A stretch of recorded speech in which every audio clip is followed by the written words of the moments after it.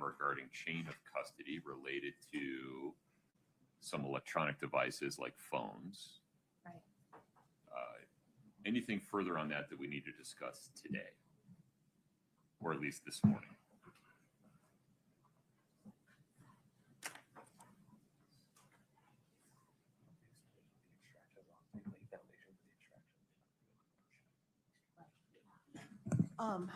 So, Your Honor, the only two people we need are the person that took the phone into custody, right, and the person that can lay the foundation for the extraction.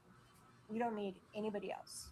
The person that can lay the foundation for the extraction, though, might be crime scene technician Gibson in terms of... She did some of the extractions. But she also checked it out to some contractors. She can lay foundation for that. Is that Alex? I want to be clear. I'm only talking about admissibility. You all are allowed to make whatever arguments you want to make regarding weight. Sure. In reviewing chain of custody witnesses leading up to the trial, we discovered that there was just some irregularities as to how the devices themselves were handled. Okay. And so that was our initial concern. Now, we believe that everything could actually be said by either Ms. Gibson, if she's the one who did the extractions, or gave it to another officer who then did the extraction. I think really the foundation issue is going to come in through their expert, Coach Beams. Okay. Who will then say, hey, I used this extraction right from this extractor, right? And then that will build a bridge. Okay. So I think we're going to be fine. All right. That was our main concern, is just making sure that we know, however they want to put it up, which extractions and who handled them. That's it. Sounds like this is a non-issue at the moment, Mr. I think Butler. so. Yeah. I agree, Your Honor. We'll burn any bridges we need to when we get there. Understood. Okay, very good. We are going to begin this morning with completion of cross-examination of Deputy Wynn. Is that your expectation, Ms. Shervanek? Yes, Your Honor. Okay. Mr. Ramos? Sorry, did I speak on? My apologies. We're going to complete cross-examination of Deputy Wynn, Yes. and then we'll go from there. Okay, sounds good. Anything else from the defense before we invite the jury in? No. Yeah, it can't hurt.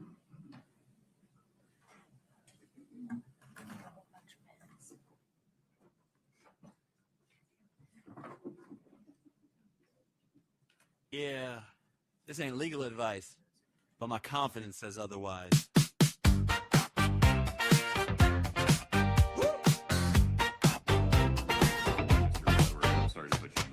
Woke up early, said I'll be productive. Now I'm deep in a trial like it's abductive. Intent, motive, pause the clip. Rewind that side, did you see that lip? Didn't go to law school, didn't crack a book, but I watched Mike. Now I'm legally shook, tabs open. Group chat loud, bro, that witness just lied, I'm proud. Judge says order, I say it too. Like, sir, object from my living room. Yeah, let's do it. We watch the trials on Law Talk with Mike. Suddenly we all got legal insight. Finger on pause, confidence high. And all that testimony's fried. We don't know law, but we sound airtight. After 2 streams of Law Talk with Mike. Alright, chat, slow down, let me clarify quick. No yelling, no petition, don't make you legit. I'm just here with the law in a neutral tone. Y'all turning every twitch into a felony charge alone. Yes, I see the comment, no, that's not how it works. No, you can't sue vibe feelings or courtroom smirks. I say maybe, chat, here's case closed. I say context, y'all build a legal manifesto. I blink once, super chats ring. Mike and Clayton, now I'm trending again. We watch the trials on Law Talk with Mike. Half lawyers, half for wrongful hype. Reading body language like we're trained. That blink was weird, I'm just saying. We don't know law, but we feel airtight. After 2 streams of Law Talk with Mike. Mike says allegedly, I repeat it twice. Covering myself, cause I learned that's wise. Now every argument in my life, I preface like, Your Honor, my wife. I'm diagnosing guilt in pajama pants with a Bluetooth speaker and a justice stance. Algorithm knows I'm in too deep. Next video, top 10 courtroom side eyes ring. Verdict drops, chat explodes, caps lock feelings, emotional load. Mike says, remember these are real lives. We never respectfully then refresh 5 times. Go to journal, autoplay, same case, new take, let's litigate. We watch the trials on Law Talk with Mike. Internet jurors overnight. Not a badge, not a tie, just vibes. And a strong opinion we will not hide. We don't know law, but we love that mic. Breaking it down so we feel alright. Yeah, like, subscribe, objection, sustain. See you tomorrow. Same case, Folks, I new apologize. brain. This is going to take 5 minutes. Through no fault of yours. If you're wondering what I'm looking at, I'm looking at the reflection of the HD TV. Oh, unplug it. Yeah. I apologize. Can we go off the record, please? Ah, and we're off with a bang.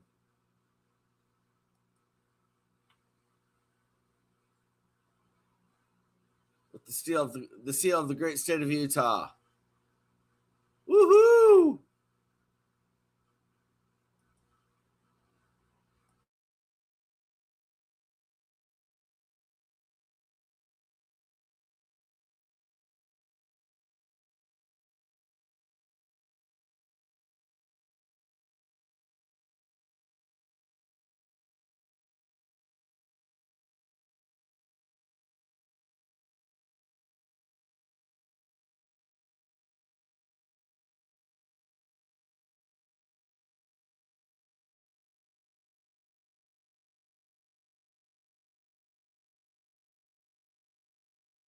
Simpson will tell you that being alone, need yourself one question, are you a hoe? Mrs. Short, so Mrs. Short, so where did you go? We have questions like on the weekends, do you work selling burritos? The Law Talk with my crew, we're here to laugh at you. We see you in court acting all tough. Your soul says citizen life must be so rough. Without getting into further details, there were drugs involved. I thought I was smoking crack, but it was just glue that dissolved. Oh man, I gotta get it together because wow, that was messed up. And your honor, I have IBS and I'm bleeding inside, and it's really been rough. The Law Talk with my crew, we're here to laugh at you. We see you in court acting all tough. Your soul says citizen life must be so rough. And now Kinky Kelly is shacked up in bed with the fruit bowl. Then the cat jumped on his wiener and started causing trouble. Love exciting and new, we are and always will be the Law Talk with my crew. The Law Talk with my crew. We see you in court acting all tough. Your soul says citizen life must be so rough. Without getting into further details, there were drugs involved. I thought I was smoking crack, but it was just glue that dissolved. Oh man, I gotta get it together because wow, that was messed up. And your honor, I have IBS and I'm bleeding inside, and it's really been rough. The Law Talk with my crew, we're here to laugh at you. We see you in court acting all tough. Judge Simpson will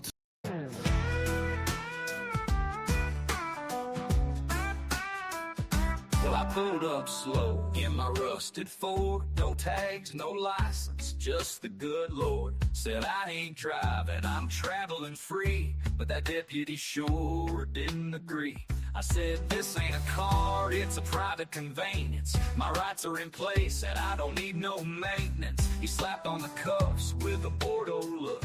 Now I'm sitting in court with the rule book. Now I don't consent to be here, sir. I stand as a man, not referred to as some legal fiction name. But Judge Mike ain't playing that game. He banged that gavel, leaned in tight, said, son, you're not half right. You can't YouTube your way through law. Then he smiled and read my charge. I said according to the Magna Carta, but he said this ain't medieval Sparta. Tried to cite section codes from my phone, but he asked me to sit down alone. I filed 6 motions in paper and pen, all handwritten with a chicken scratch pen. He said you can write all the fiction you need, but the facts don't care what you believe. Now I don't consent to be here, judge. I'm flesh and blood, I won't budge. Told him I ain't subject to stay. He just called for a 5-minute break. Came back, laughed and said, all right friend, you done yet or going around again? Told me you're free to act the fool, but you're still in my court and under my rule.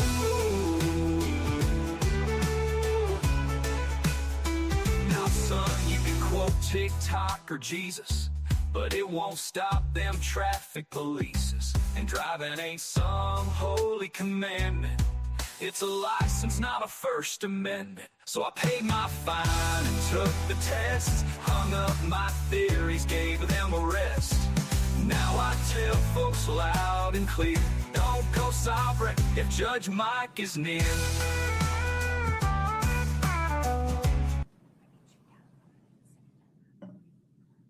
Attention, esteemed viewers. If you are hearing this message, it means that you are sadly witnessing a dark moment in the history of legal discourse. Yes, it's true. Law Talk with Mike is experiencing what we in the business call a plot hole-sized lull. This is, of course, due entirely to Mike's, let's say, ambitious approach to preparation. And by ambitious, I mean utterly devoid.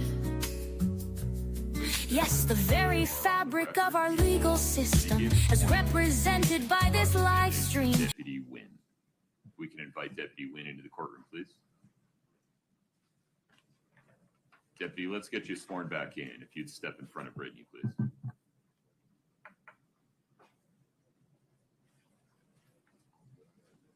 Do you solemnly swear the testimony you're about to give in the matter before the court to be the truth, the whole truth, and nothing but the truth, subject to the pains and penalties of perjury? Thank you. Have a seat.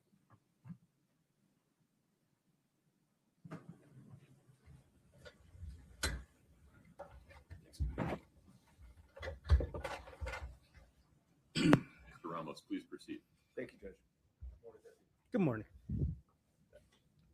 I have 6 Post-it notes here of just topics I want to talk about. Won't take up too much time.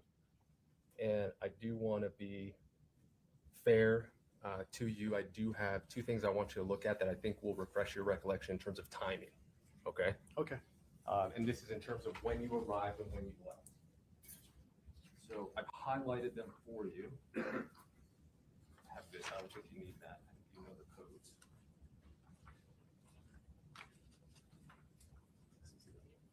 So take a look at those and let me know if you recognize them.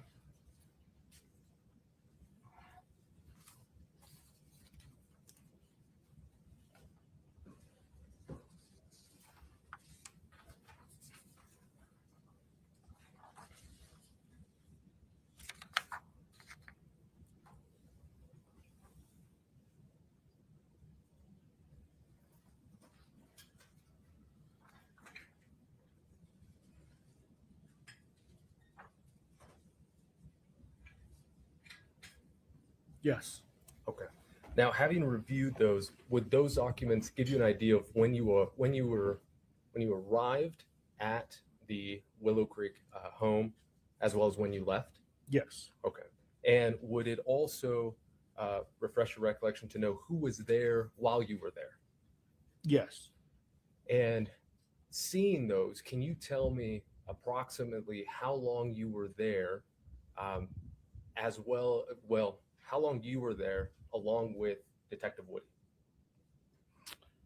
I arrived at 3:40, and it looks like, can I refer to this? Of course, yeah. Okay. Looks like I dispatched out of the residence and en route to the station around 5:49. Okay. And then if you look at the crime scene log, and you see the time in, the time out columns, Okay. and go down to your name, Yes. and then it's followed by Detective Woody, right? Yes. Now, when do you leave? I'm sorry. When does Detective Woody arrive? Looks like she arrived at 5:17 per the crime scene log. And then what about you? What time did you leave? I left at, says here, 5:41. Okay. Now, and you gave us another number just now. It was 5:49, right? That was based on the dispatch log, correct?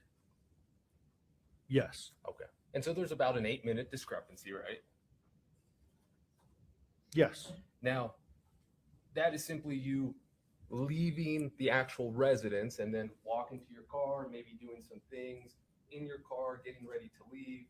And then when you're formally leaving, that's when you dispatch 5:49, right? Yes. So there's specific numbers, but there's things in between, right? Yes. Okay.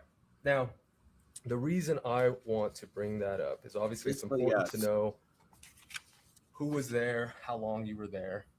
Made a reasonable doubt argument. Approximately 24 minutes between yourself and Detective Woody that you guys were at the crime scene together, correct? Yes. Possibly. Yes. Well, she checked in at, what do you mean possibly? She checked in. Because these numbers depends on who does the crime scene log. If they log me out, let's just say their watch at a certain time, that's their time logging me out. Okay, so I'm not right. Not actually writing the time I check out okay, so who on the did crime that? scene log. Who did that? I'm assuming Deputy Orgel. Deputy Orgel. Orgel. Now, you have no reason to think that Deputy Orgel's watch would be 10 minutes off. I can't. Okay. But we can tell that more or less 5:41, 5:49, it's around that time. Yeah, it's pretty close. Okay. So let's give it 15 minutes instead of the 24, based on the crime scene log. You were with Detective Woody for about 15 minutes, correct? Possibly, yes. You were in the same residence, in the same vicinity. Yes. Okay. I'm not saying you're, linked arms with her, right? You were just there at the crime scene. Yes. Okay. According to the crime scene log. Yes. Okay. So, just like you explained now, things could be off, right? Watch what you remember, right? Yes. Okay. Now, we all watched the video yesterday, and there was a portion in that video where you informed Officer DiVotello, kind of the information you're gathering. We talked about that a lot yesterday. Okay? Yes. So I want to direct your attention there. Okay. I don't expect you to remember exactly what happened. The state has presented a transcript. Okay, so I'm going to provide this to you. Okay. Okay. And I want you to review this area that I am circling. Okay, just to refresh your recollection. Okay. Okay. All right.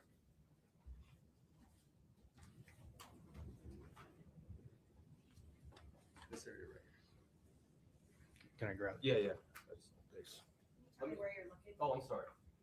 It is page 14 on the top right corner.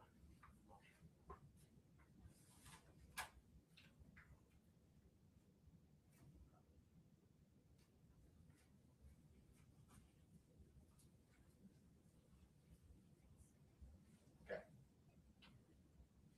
Does that refresh your recollection? Yes. Okay. So tell us what you told Officer DiVotello at that point. Doesn't have to be exact, just give me an idea.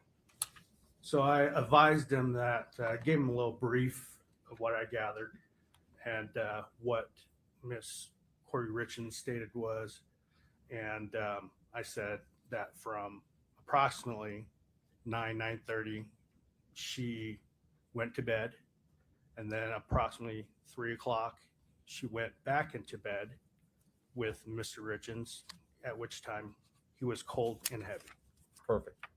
Now, I'm going to provide this back to you, and I'm going to be looking at the last line of page 9 and then the first paragraph of page 10.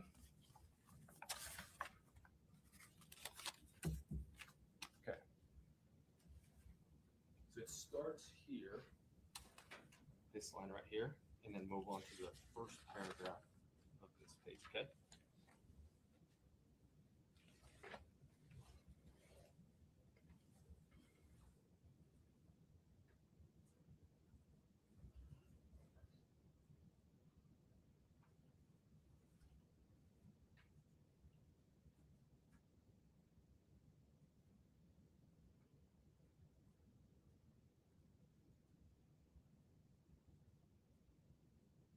Okay.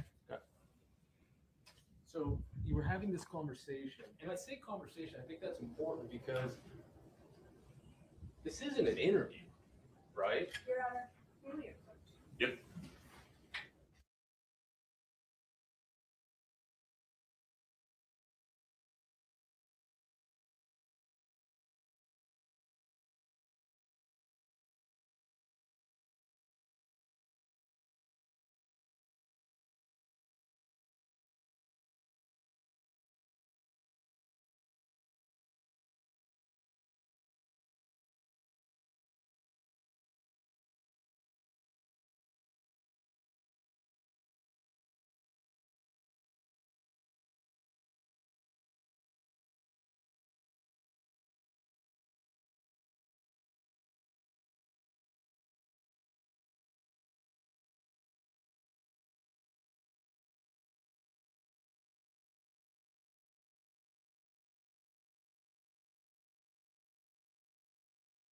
I just take it from the last judge.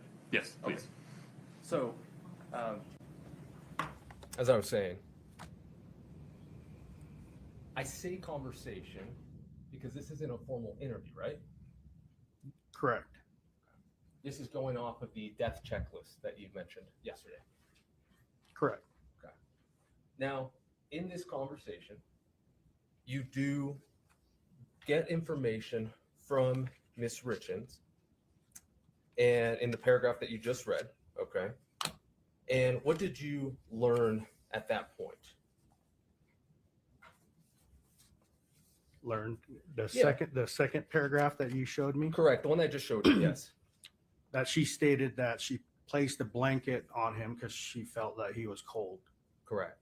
And then what else? She turned on the light and realized what he wasn't responsive. Like, So right now, that's exactly what I want to talk about. He said that he felt cold, and then she turned on the light. Okay. I'm gonna give this back to you. Okay. Focus on the time in between. Okay. are we looking at a minute? Oh, just this underlined portion. Okay. Just read that to yourself. Okay. Okay. All right. So from the time that she fell and got into bed and felt his cold body, she put a blanket on, like you said. And then what did she do? She turned on the light. She felt that he wasn't breathing, so she turned on the light. How long? It says in the statement 1 minute. For a minute. For a minute. Correct. Now, we don't know, just like there are some changes for you as you testified earlier between 541, 549, a minute, right? Like for a minute, it's an expression, correct? Correct. Okay. So she gets into bed, she feels her cold husband, and she stays there for a minute. And then she doesn't hear him breathing. Okay? Is that right? Correct. Or anything. says she didn't feel him breathing or anything. or anything. Now, that's important. That's an important detail. Correct? Correct. That information wasn't given to DiBotello a couple minutes later, correct? In what we just read earlier. Correct. Okay.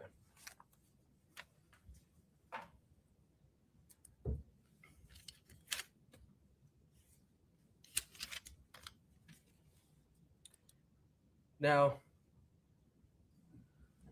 I'm getting through these. During this entire conversation that you've had with her, we saw yesterday, and just to reiterate, it was a edited clip, correct? Correct. Okay. And we could see on the bottom, the jury can follow along to see how quickly the edits are, okay? But I want to talk about that entire conversation that you had with her, okay?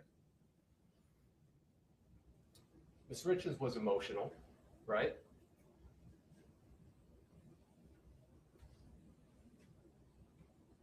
Right? Yes, she was emotional. And she was upset. Yes.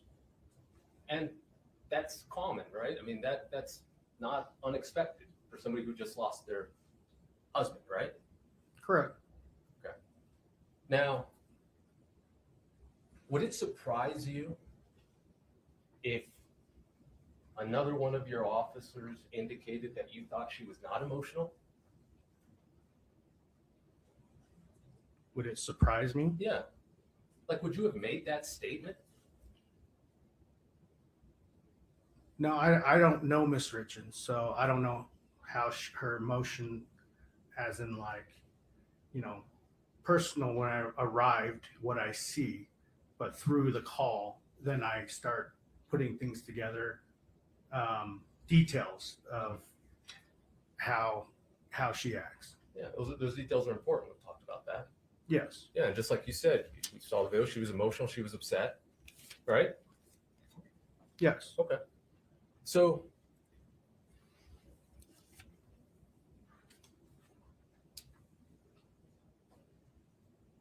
let's talk about the death investigation checklist, okay? We talked about yesterday about what you did. Actually, scratch that. I'm going to go to this one. This was presented yesterday in evidence.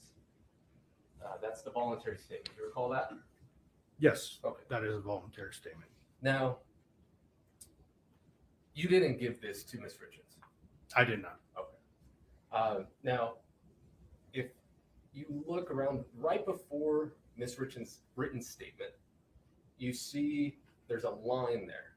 I want you to read that line, okay? It's followed by a bold lettering. Which you might point Yeah. for Mr. Reynolds. So right above the written statement, this line right here. Where it says describe. Correct. Just read that to yourself.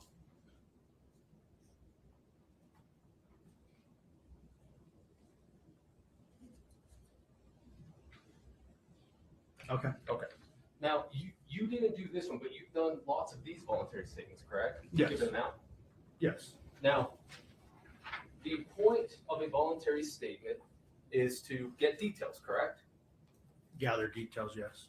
And now, there are different types of voluntary statements. There are different purposes for voluntary statements, correct? Correct. So, for example, perhaps I'm a witness to a car accident. You might give me this voluntary statement, correct? Correct. I'm not under suspicion of anything. I'm just a witness, correct? Correct. Now, there's other ones where maybe I was the driver and maybe I might be at fault, correct? Correct. And you would still say, hey, maybe you want to give me that voluntary statement, correct? Correct. Now, in that statement, it indicates that it gives a discretion to the officer, deputy, who is giving this voluntary statement, correct? And what discretion is it? The bolded part here that's highlighted.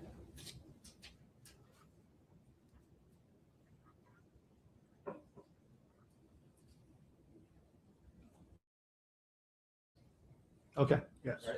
So what I mean by discretion is that it's the deputy who has to provide instruction to whoever it is that he's providing this to. Correct? Correct. Because maybe what I think is important is not necessarily important to you. Correct? Correct.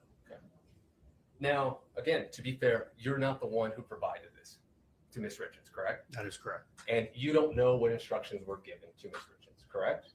That is correct. And you don't know if any clarifications were needed or anything, correct? That is correct. And as far as you know, this is the only voluntary statement form that Ms. Richins filled out, correct? Correct. Okay. So,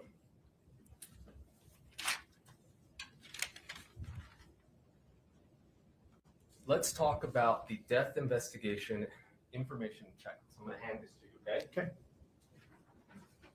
Now, when you arrived, you were the third to arrive, correct?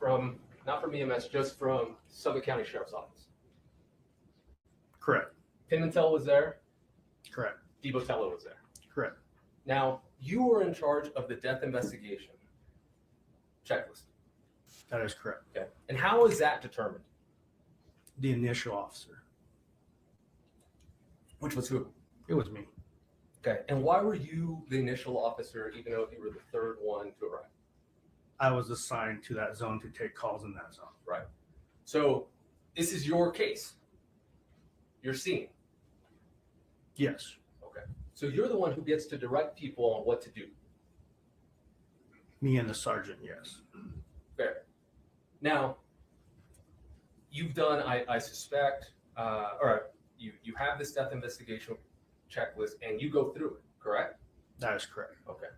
Now, I want to direct your attention to the scene response section, and I'll walk you through it. It's right here. Okay. Okay. Now,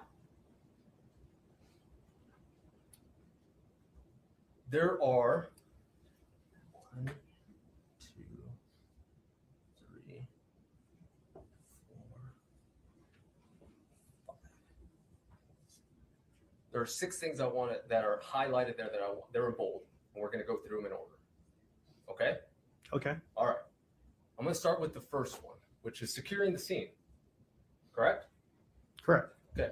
Now, even if it was my first time doing a checklist, a death investigation checklist, I would be able to follow these instructions, correct? Correct. All right. Now, part of that securing the scene, which I think we saw you do, was you need to explain to everybody there kind of the purpose, right? Yes. And exactly what do you need to do? It says find a comfortable location outside. Let's go back to the first sentence there. Kindly explain to the family that the scene needs to be vacated until the scene is processed. Okay. Vacated, right? You want me to continue? No, vacated, correct? Correct. And you know what vacated means? Yes. Okay. Now, the following is, what is your duty in order to vacate a scene? What do you have to do? Remove people from the residence. From the residence, right? Correct. Okay. And it actually gives you examples of where you can go, right? Correct. Such as a comfortable location outside, right? Yes. Another family or member or friend's house, correct? Correct. Okay. That wasn't done here. Mr. Ramos, in fairness, it's unclear when you're asking a question. That wasn't done here, correct? Correct. Now, then you have to use a crime scene log, correct? Correct. And that's what we just read, right? Just a little bit. Correct. Right? Okay. Then you have to photograph the scene, all right? I want to talk about this specifically. when do you need to photograph the scene? After what? After an investigation is started, No, read it right there. Photograph the scene after what? first picture should be No, before that. Oh. Use a crime scene log to document who comes and goes. Photograph the scene after it is secured. After it's secure. Now, let's talk about the first picture. We haven't seen any photographs come in from you, so I'm just asking you. The first photograph that you took, what does it tell you to do? You should place a placard with the case information. And did you do that here? I did not. Okay. Now, I'll skip to the last one, the medication log. We talked about that. You assigned that to, I believe it was Mr. Pimentel, correct? Correct. Okay. So let's move to the second to last. What does it say that you're not supposed to do? Can you clarify? Yeah, absolutely. Let me walk up there. Starting right here. Do not disturb the scene unless discussed with both investigations and OME. Okay. Now,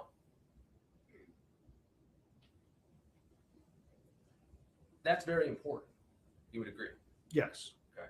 Now, we kind of saw some of it in the video. The jury can go back when it goes back to them and look at it for themselves. But you went around the scene. I'll back up. The scene wasn't secure, correct? Correct. Okay. And then yourself and your two deputies or officers that were with you went around the main floor of the house, mainly the area where Mr. Richins was, and the bathroom, correct? Correct. And you moved things around, correct? Correct. And you were finding things, correct? Correct. And when you took photographs, you didn't put on the photographs or in your report what you moved, correct? What I photographed? Yeah. Yeah, what I photographed, correct. Right. The scene that you photographed was an unsecured scene, correct? I would say semi-secured. Okay. Go back to that whole scene response paragraph that we just read, okay, that we just walked through. Can you find semi-secured for me? No, it's not it. Okay.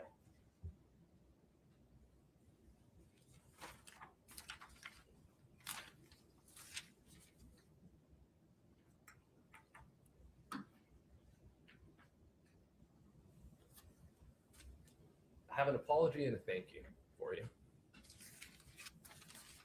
Apologize for putting you on the spot. As you know, this is my job. So I appreciate your time. I have no further questions for you. Thank you so much. You're welcome. Thank you. Ms. Shervanack, redirect within the scope of press. Yeah. Did I leave something up there? Go.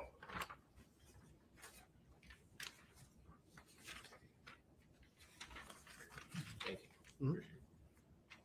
Good morning, Deputy Wynn. Good morning. A few follow-up questions for you.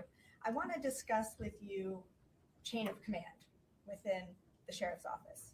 Yes. You testified that you were a patrol deputy that night, Correct. and within the chain of command, above a patrol deputy is a patrol sergeant. Correct. Above that is a lieutenant. Correct. Above that is a captain. Correct. And also within there, other assignments include investigators or detectives. Correct. None of those were your role that night. No, it was not. It was not your responsibility to tell other officers what to do. Correct. It was your responsibility to fill out that death checklist. Correct.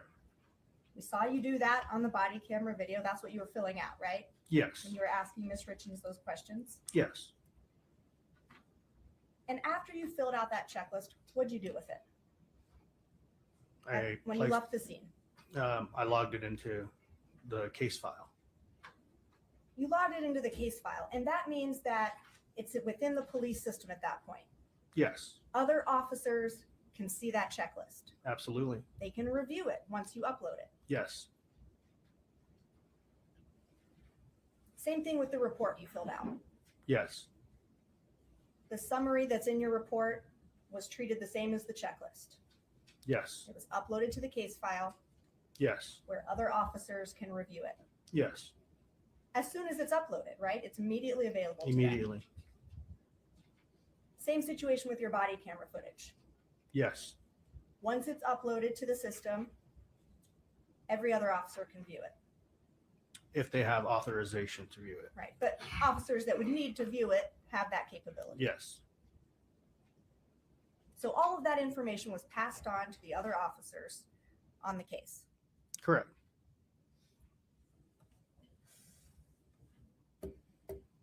We talked a little bit about, with Mr. Ramos, Ms. Richins' emotional reaction. Have you been to other crime scenes where a death has occurred? Yes. How many? Lots. Give me a ballpark. More than 20? Yes. More than 30? Yes. Was Ms. Richins' emotional reaction consistent with what you typically see? No. Please describe that. Well, while I'm on scene at a death call, normally, you know, the victim, they have tears. They look at me when I ask them a question while they respond. They're pretty direct when I ask a direct question. It just, every time I spoke to Miss Richins, just seems like her face was in her hands and I couldn't see her face. I think at one time I even leaned down and just tried to look to see her emotions. But, you know, it was just a little abnormal. Those are my questions for you. Thank you. Within the scope, redirect, please, Mr. Ramos. Absolutely, Judge. I only have one post-it note.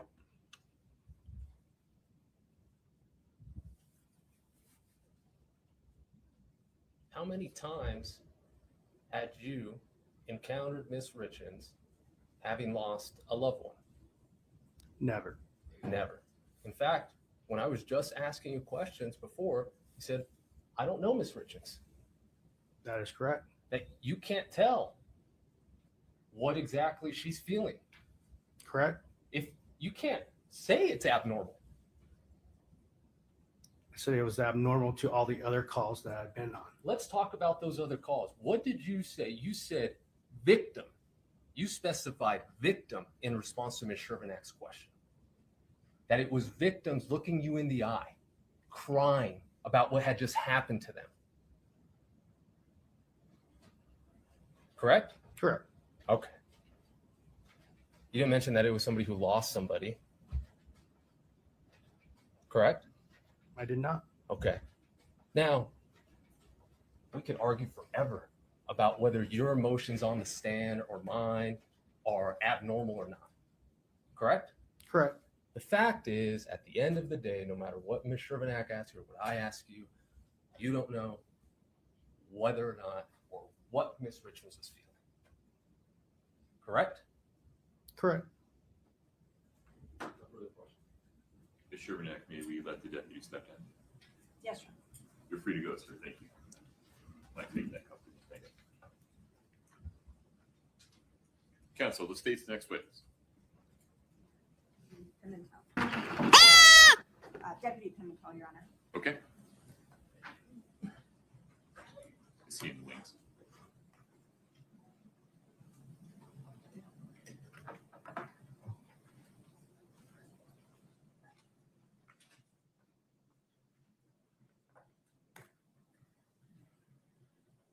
Oh, that was a We're goat. going to change things up. We're going to call Ms. Cameron Sessions. Okay, Just a moment. no problem.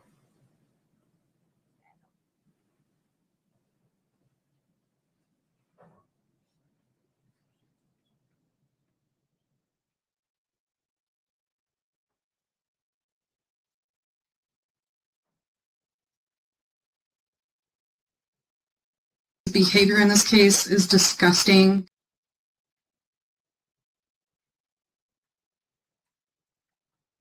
Need to go make sure Miss Sessions is on her way.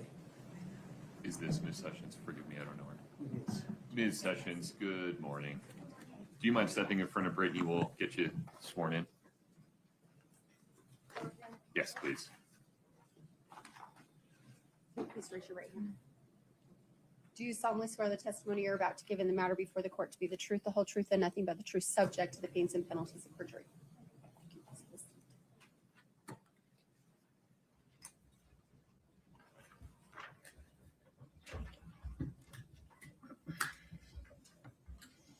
Mr. Burmester, please proceed. Thank you, Your Honor. Good morning. Could you please state your full name and spell your last name? My name is Cameron Larson, Larson. Now, May I ask you to do me a favor? Yes. You can sit wherever you're comfortable. Will you pull the mic a little closer to you? Yes, absolutely. It's easier to move the mic. Okay. You can pull it towards you. Thank you. now we called Cameron Sessions. Now Ms. Larson ends up on the stand. What has happened? I changed my name since getting married. And since March 4th of 2022? I was married in October of 2021. I just didn't change my name until later. Got it. Perfect. Thank you. What is your current employment? My current employment is an evidence technician with the Park City Police Department. I see. Now, back in 2022, did you have an assignment with the Office of the Medical Examiner? Correct. Your voice is so soft. Really get that mic close to you. I just want to make sure your testimony is important.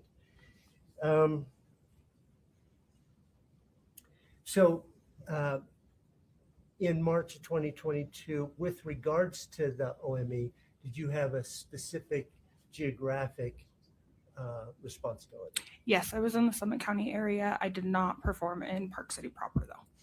Just in the jurisdiction of the Summit County Sheriff's Office. Has that since changed? Yes.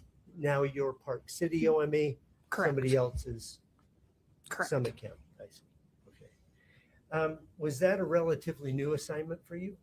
Yes, it would have been my first one by myself without a mentor. I see. And had you been training on that for some time before that? Yes. About how long? I'd say probably about 2 months. I see. Did you, with regards to your other assignment, do you have training or with regards to your Park City assignment? Yes.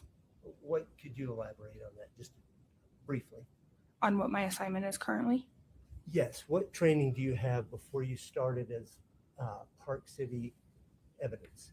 I was a dispatcher as well as a crime scene and evidence technician. So I had. Did you have training for that evidence technician? Yes. Could you briefly describe what that is? How to take photos, write reports, stuff of that nature. I see. So on that particular day, March 4th of 2022, did you have an occasion to be at 282 Willow Court in Francis? Yes. How did you know to go there? I don't remember who, but I was given a call to come perform as the medical examiner investigator. Okay. Do you recall what time you arrived approximately? Approximately 6:30 a.m. When you got there, what did you see? I was led into the master bedroom where I saw the decedent at the foot of the bed covered by a white sheet. Did you at some point remove the white sheet? Yes. What did you see then? The decedent was laying face up with a t-shirt over his face and boxer shorts. Okay. Did you notice any other objects or things associated with his body? He did have red fluid on his face. Okay. How about any medical intervention devices? Yes. Tell me about those. He had a few different things. If I remember correctly, he had AEDs on his chest. What? I'm sorry, you said what? AED, What's that? the shocking device I see. on his chest, and then he may have had some tubing in his knees.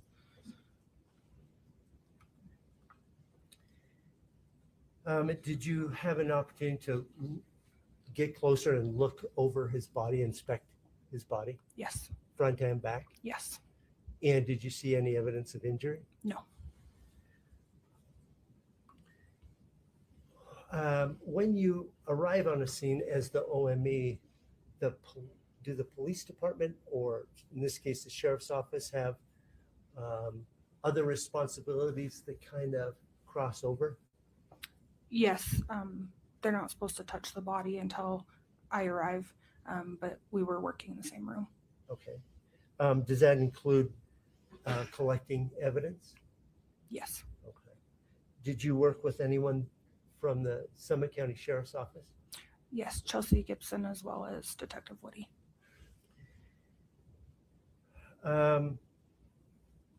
When you, at some point, were you instructed to look for some particular evidence? Yes. What was that? I was asked to look for any signs of alcohol. Okay. And what did you do about looking for alcohol? I looked in the trash cans. Okay. Which trash cans did you look? The master bedroom, the kids' bathroom, as well as the kitchen. Okay. Did you look anywhere else besides these trash cans? Not to my recollection. I'm so sorry. I need you to speak louder. Okay. Thank you. Like, take a deep breath, shake it out, but we need you to be louder. Okay. Thank you. Did you look in drawers or cupboards or anything like that? No.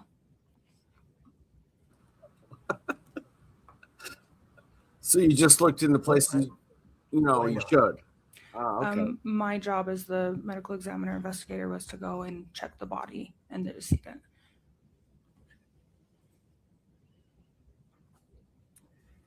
Did you see anything in these trash cans? To my recollection, there was nothing in the master bedroom or the bathroom. However, in the kitchen, there was coffee grounds, a newspaper, and a cock and bull bottle. Okay. I'm unfamiliar What? with cock and bull. What does that mean? It's a ginger beer. I see. Cock and bull. Is that an alcoholic beverage? No, sir. Okay. Did you note that in your report at all? I did not. So it's some 4 years later. How do you remember that there was this cock and bull ginger beer, non-alcoholic beverage you were not looking for in the Remember the garbage? cock and It bull. is something that my dad kept on hand as a child. Okay. I'm not even going there. But just because you had it in your house, was there something about cock and bull ginger beer? It has a very distinct name and a very distinct bottle. And so it was something that just jogged my memory. Yes, there's something about cock and bull. Did you look around the master bedroom where Eric Richins' body was for medications, things like that? On surface areas, Did you look for any evidence of alcohol out in the open in the master bedroom? not to my recollection. Did you see any? No.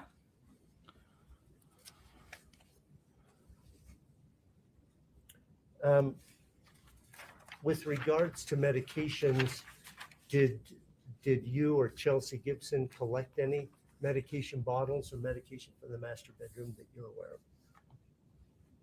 I don't remember taking any bottles. Okay. Did you find identification of the decedent? Yes. Okay. Where did you find that?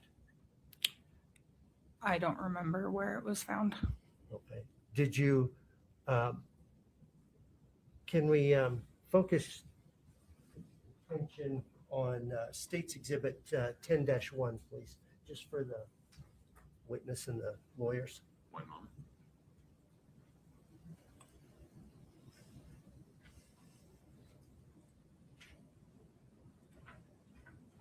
Are you able to see that? Yes. Okay.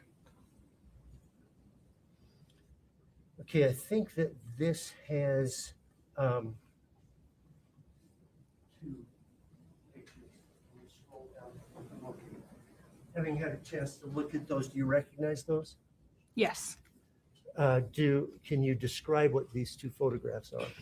One is a photo of a black wallet with a Utah ID for the decedent. Okay, and the other one? Next one is a photo with the OME placard as well as 2 driver's licenses with the decedent. Okay.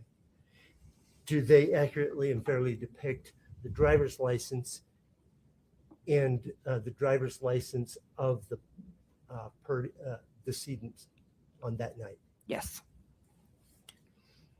State would offer State's Exhibit 10-1. No objection there.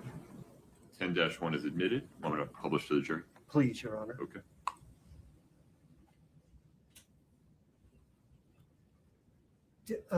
Did the person depicted in the driver's license appear to be the same person who was the decedent who was laying there? Yes.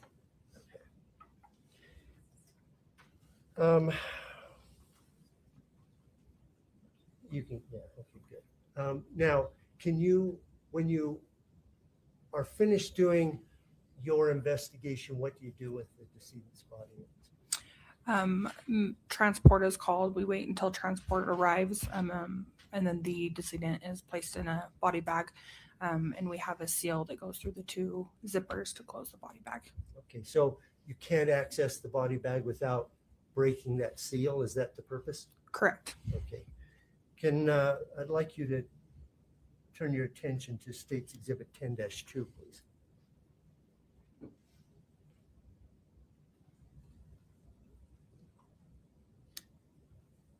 Do you recognize that? Yes. What is that? It's a picture of the tag that will be placed on the body bag. Okay, and does that tag have a specific number? Yes, it is 0002713. Is that number important? It helps. The number is correlated with the specific decedent, so that when the body arrives at the OME's office, they can make sure that the numbers match. Okay, so it's unique. It's not everyone for Summit County is 2713. No. Okay. Does this photograph accurately and fairly depict the tag at the scene? Yes. State would offer State's Exhibit 10-2. Housekeeping, if we may approach. Yeah. Thank you.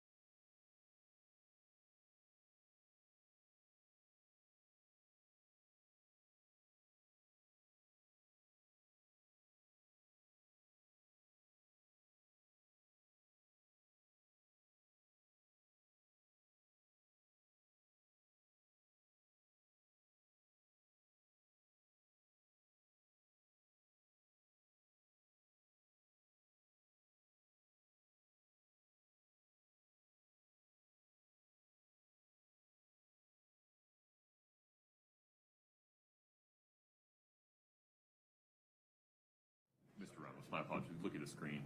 Oh. Let me know if you have any objection to this version.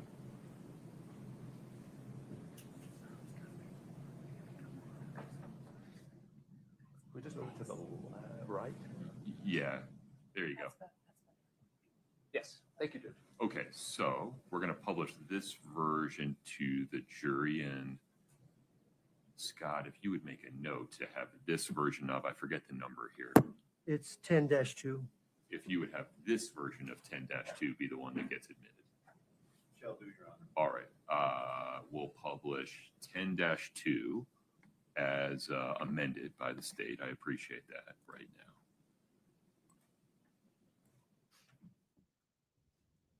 Okay, so you say you, once the body and any other things that you put in there, what other things might you put in with the body? Any identification such as driver's license. If there was any medication with his name on it, that would have also went to the medical examiner's office. So in this case, those 2 driver's licenses were packaged? Correct. Okay. Now, I'd like you to turn your attention to 10-3, please.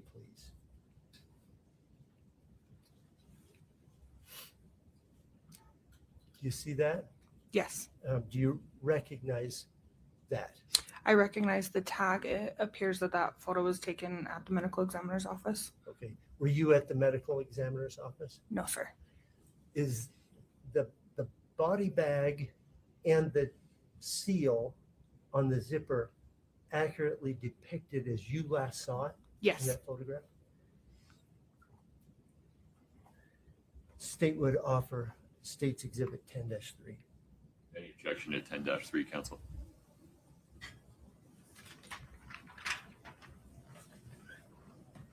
Sorry, Judge, I just want to make sure. We're not going to object. I think it's going to come in through another witness, which I would feel more comfortable. I don't see any objection now. That's Okay. I can cross-examine if I have any questions. Thank you. 10-3 is admitted and published. Yes, Your Honor. Okay, so what you're talking about then, may I have permission for the witness to step down and just point out? Yeah, one moment.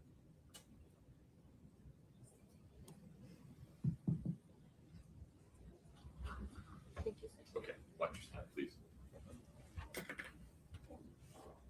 Can you just show the jury how you loop that together? Yes. Is this working? Okay. As you can see, there's the 2 zippers right here with the tag that cannot be taken apart unless it's cut. Perfect. And that's the way you saw it when you last saw the decedent in the body bag. That was how it looked? Yes, sir. Okay, thank you. You can return to your seat. Thank you. So what happened next after you've sealed the body of Eric Richins in that body bag? What happens next? I escorted the body bag out with the transport team. Once the decedent was in the van, that's the end of my role. Okay. And what's the transport team? It's a team that we contracted with at the time with Summit County that is just responsible for moving decedents from scenes to the medical examiner's office or wherever they need to go. Okay, perfect. I have no further questions for this witness.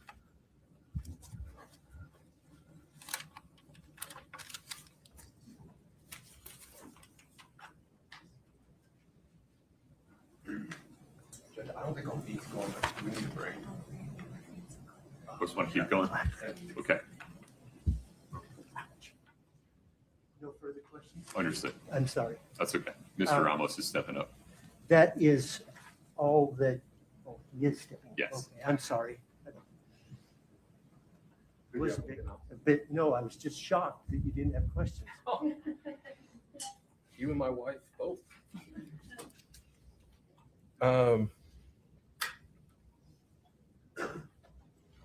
Miss Larson, Yes, how are you? I'm good. How are you? Good. That this is wild that this would be your first crime scene that you're showing up to. Yes. Memorable, to say the least. Yes. Okay. I want to ask you a couple questions about what an OME investigator does. Okay. Okay.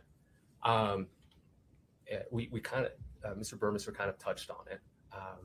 And as I understand it, correct me if I'm wrong, your role as an OME investigator is to show up to a crime scene and document the body and anything you feel important.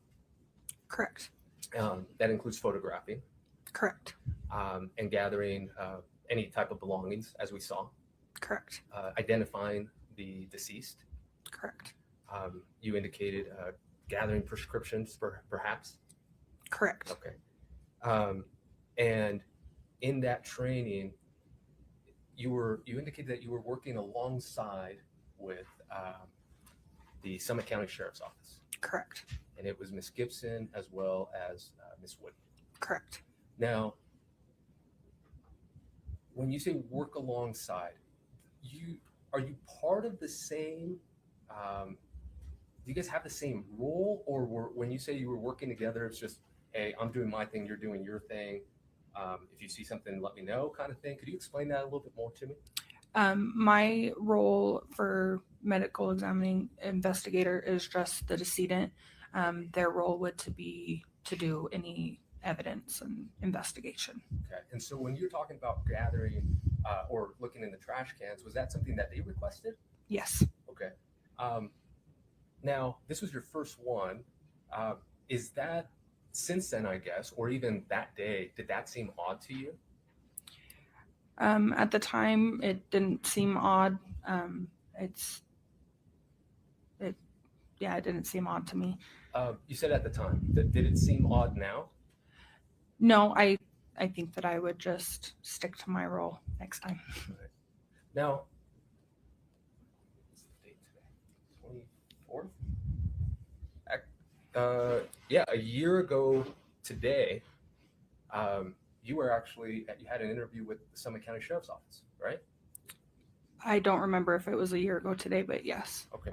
Can I show you something just to see if you recognize it? Yes.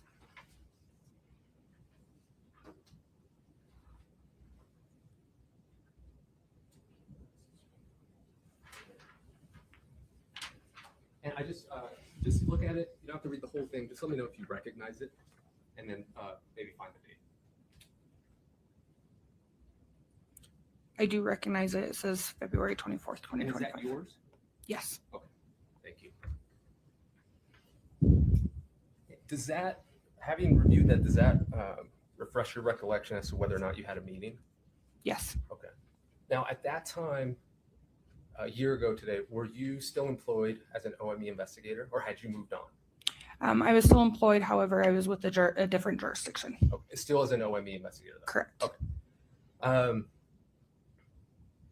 And this is common to come back about, I don't know how long, 3 years after, to have some follow-up conversation? This would be my first time. That was your first time? Mm-hmm. Okay.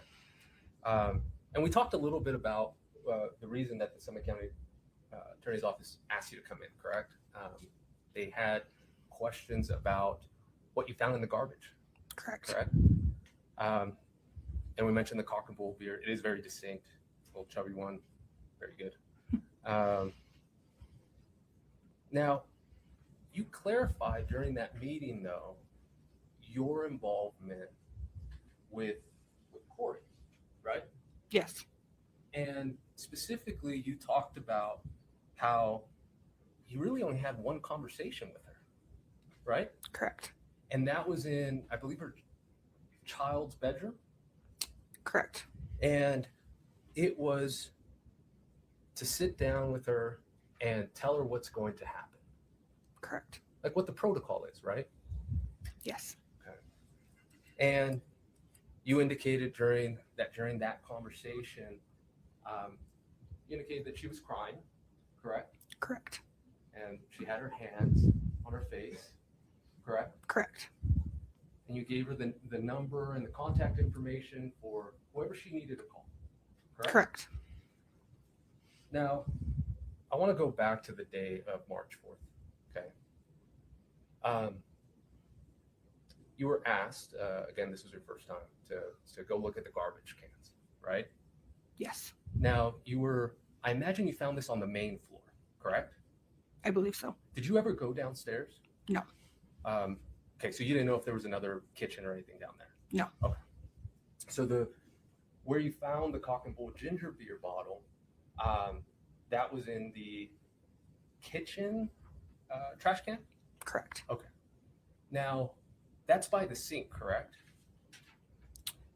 By the kitchen sink, sorry. I don't remember where the Okay. trash can was. Fair. Do you remember at all seeing any, are you familiar with Moscow Mule cups, copper mugs? I am now. You are now. Do you remember seeing any of those? No. And even, to be fair, the meeting you had a year ago, you came in and spoke with the Summit County Sheriff's Office. You even told them, I was like, I haven't even heard anything about this case since I haven't followed it, correct? Correct. Okay. Now, that was the only conversation you had with Miss Richins, correct? Correct. You didn't have, it's not your job, and you didn't gather any evidence in terms of what happened, correct? Correct. Okay. Maybe you overheard things, right? Yes. Okay. I want to ask you about this one document.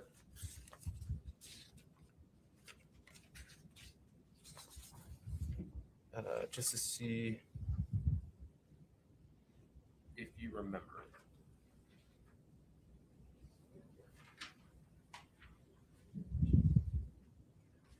Take a look at that. Take your time. Let me know if you remember. Yes. And the Summit County Attorney's Office asked you about your report, right? Yes. And this is during that last meeting a year ago. Yes. And you indicated that you didn't recall writing certain things down, correct? Or I'm sorry, that you don't remember where you got the information. Do you remember that? I'm sorry, I don't understand. Let me rephrase. The meeting you had a year ago, where you were brought in, you were asked about your report, your initial report. Do you remember that? Yes. Okay. And they asked you about very specific things. Do you remember that? Yes. And you told them, I actually don't remember that, where I got that some of that information from. Do you recall that? Yes. Okay. So this document that I just showed you right now, the case narrative, is this, I'm just curious how you compile this. Is this something that you yourself write all out? Yes. It is. And where do you get that information? I had gotten some information from the 911 call as well as the detective before writing the report. And that's exactly my point, is that we know that your job isn't to do any investigation, right? Correct. And it's not to interview Ms. Richins and ask her what happened, right? Correct. But it is your job to get information, perhaps in this case from EMS or the 911 call, or Detective Woody, or any of the other officers that showed up, right? Correct. Now, you're just taking what they're giving you at face value, right? Correct. You're not getting it firsthand, correct? Correct. So you don't know how truthful it is, correct? Correct. And so it's fair to say that while you wrote this, apart from the information that you knew directly, like I showed up, I saw him, I bagged it, this is a number, apart from things that you actually did, it's fair to say that this is a summary or a copy. We're going over. Counsel.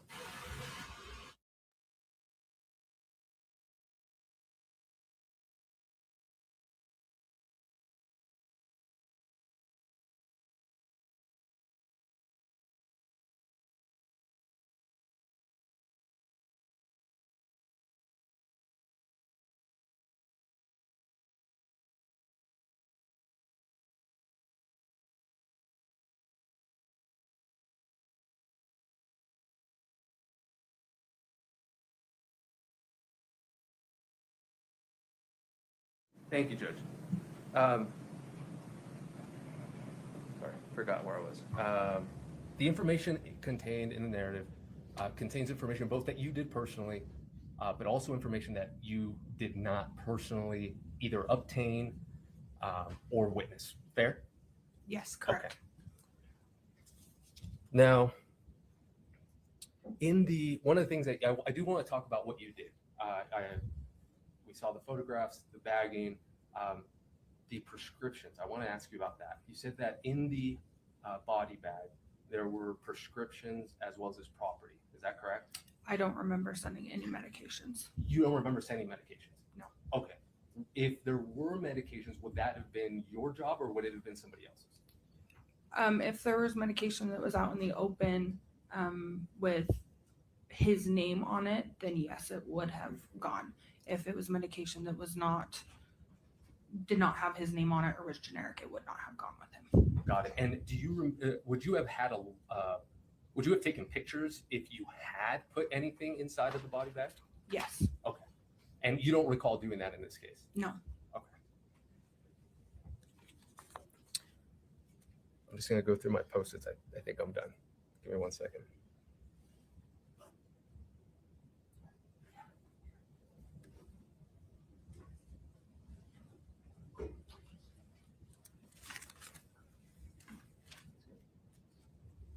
Thank you so much, Ms. Larson. Thank you. Appreciate you. Thank you, Judge. No further questions. Mr. Burmester. When you, before you seal up the bag, you put anything that you fits within the confines of your duties, put within in the bag with the decedent's body. Do you have an inventory sheet saying what it is that you've included? It's something that we fill out with the medical examiners on their website later at the time, but we often take notes of anything that was taken. So is it an electronic inventory sheet or something? Is that what you're saying? Yes. When you get it off and so when it's received by the medical examiner, they've got access to what you've included? Yes. I see.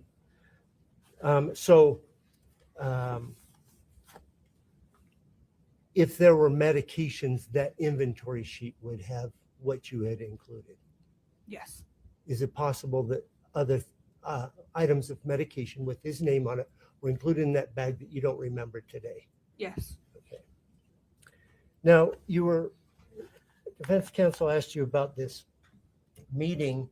Do you remember the location where that meeting was with? It was at the Summit County Sheriff's Office. At the sheriff's office, okay.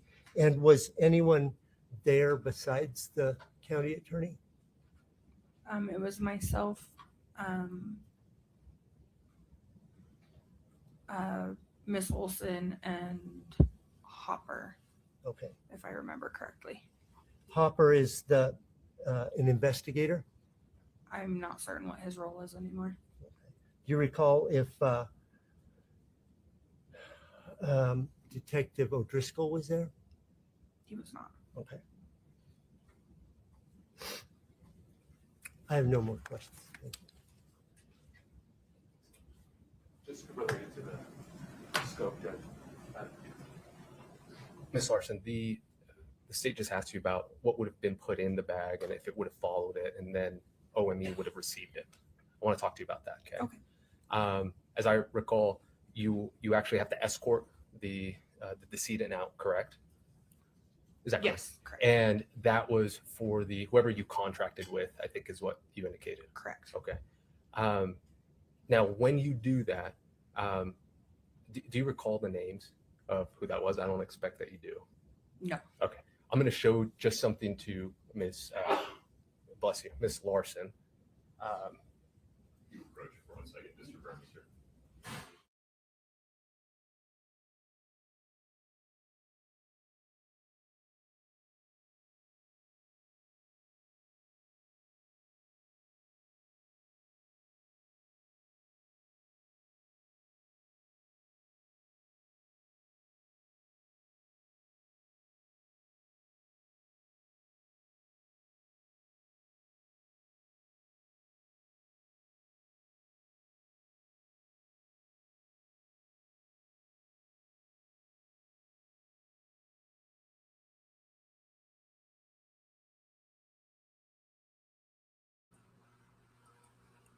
Good Lord, this is rough.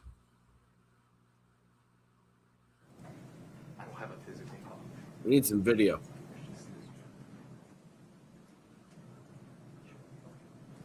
We just published that to Miss Larson. She's got it. Okay. Miss Larson, do you recognize this? Yes. Okay. Now, is that the form that you filled out in this case? Yes, this is a form that is given to the transport team. Okay. And you filled out everything you needed to fill out. Correct. And then I imagine they'll fill in the rest. Correct. Would you have put in here anything that would remind you of what was contained inside of the bag in terms of the prescription bottles specifically? On this form? Yeah. No. Okay. No problem. That's all I have to. All right. Mr. Burmester, may we allow Ms. Larson to step down? Yes, Your Honor. That would be the state's request. Please step down. Thanks for your time. Watch your step. Judge, we had also subpoenaed Ms. Session, or Ms. Larson, excuse me. Given the cross today, we can release her more subpoena, so you don't have to come back. You don't need to come back. Thank you. Now it's an appropriate time to take a brief restroom break. Please rise for the jury.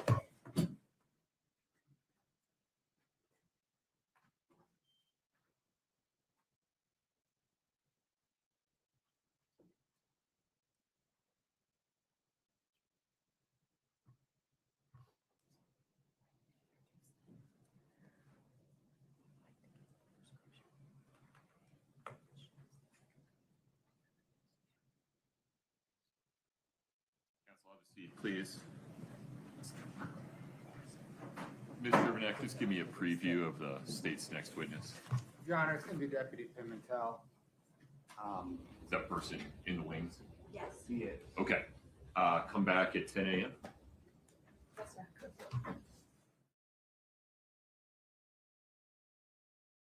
Until 10 a.m. Thank you.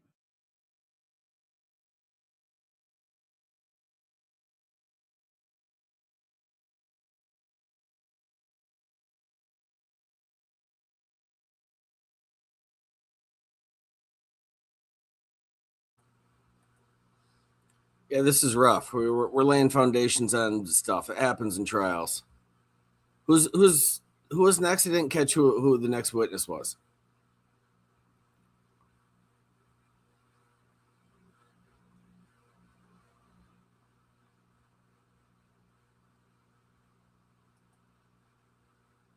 My thoughts. So it's very complicated and nuanced. I think she's a monster and guilty as hell.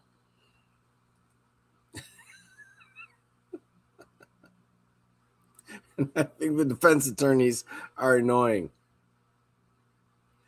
It's interesting. All right, here's my question. The defense, they were beating up the sister, trying to make her look bad.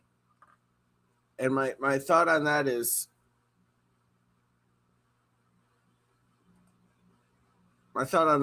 are they actually going to try to say that she had something to do with his death, or are they just trying to provide a motive for them to dump? Okay, I think there are two possibilities I see. One is they're just trying to say she has motive to she has a financial motive to cut the wife out of the, what is it, a trust or estate or whatever the hell it is. Which I guess is technically true, but doesn't mean she's wrong. Or if they're going to go all the way and say she had something to do with his death. I think that's a tough sell. I think that's a tough sell, but the way I see from what I gather so far, look, it's not trivial. You've got a high burden of proof, as always in a criminal case. So you got to prove beyond a reasonable doubt. And then we've got a guy, and I imagine we're going to have toxicology come in and say he dies of fentanyl. And then I don't know what the state has. And then we have her buying fentanyl. So that's circumstantial for sure and strong that she did it. I don't know how tight that we have her putting the fentanyl into the drink is. I think that's what happened. I don't know how good their evidence is to establish that. If that's not tight, this could actually be a close case because of the burden of proof. But we just haven't gotten there yet. The reason why I think the state's got that buttoned down pretty good is if the defense had a good argument with respect to that, saying, yeah, like you can literally even make the argument, yeah, she bought some fentanyl, but you can't show that that's the fentanyl that went in there. If you really had good credible evidence that he was a regular fentanyl user or like just general drug user. Hey, thank you so much for watching the Kouri Richins trial with us. Oh, But I'll tell you what, you know what a lot of these trials remind me of, the ones that we cover? It reminds me that the world is very unpredictable.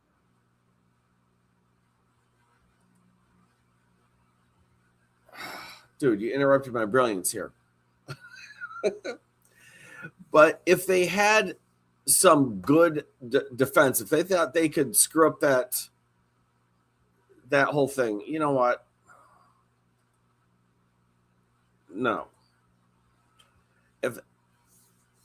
If they thought that they could knock that out fairly easily, you would not waste your credibility to the extent you have any on the jury, with the jury on this sort of nonsense.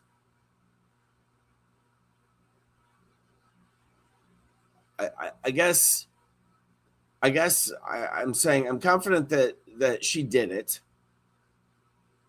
I'm not so sure that they can prove it, although I'm what makes me think they can is that the defense is grasping at just the lamest straws early in this. And if you had better arguments, you wouldn't do that. Because when you're asking the jury to, for instance, when you're asking the jury to hate the sister, for instance, who's a sympathetic figure, and I think made a good appearance, that's a big reach. You better either have the goods, which I don't think they do, or you just let that go if you have a better argument. Because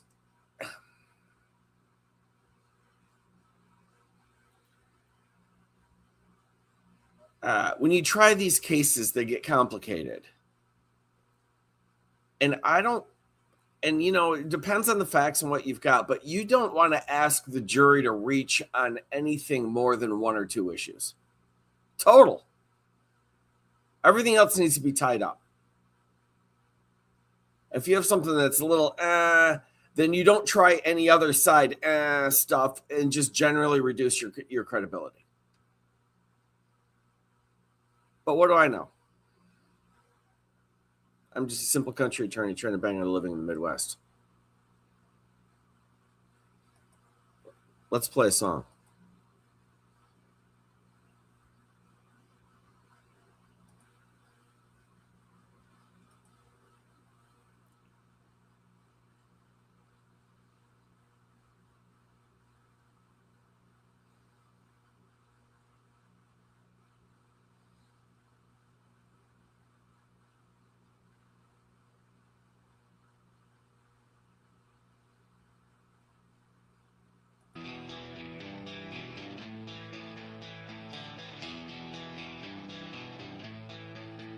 Down in Florida, it's a hot one today. Got a case that'll make you say, no way. She said it was hide and seek, Your Honor, can't you see? But Mike's on the mic saying that's not how that's supposed to be.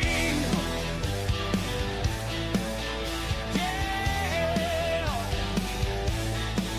it's a suitcase thing, not a white claw fling. Mike's got his beverage and he's ready to sing.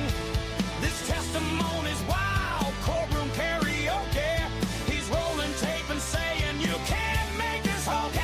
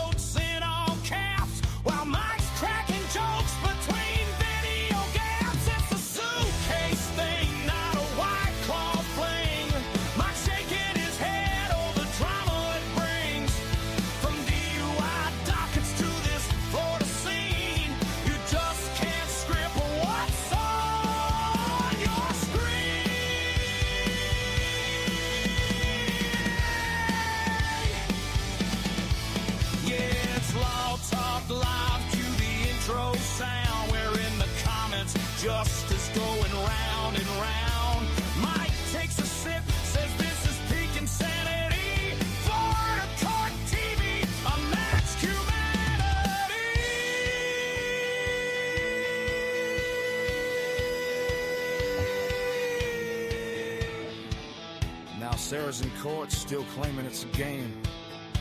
But that suitcase story's bringing all the fame. Mike leans and closes with a lawyer's grin. Says, let's just watch the replay again. It's a suitcase thing, not a white claw fling. Mike's pouring one out for courtroom bling. He says, stay tuned, folks. I've seen a lot, but this one's got more twists than a legal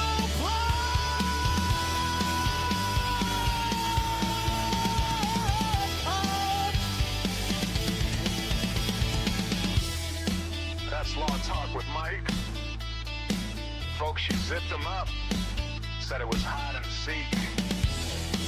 And I'm not even joking. Cheers.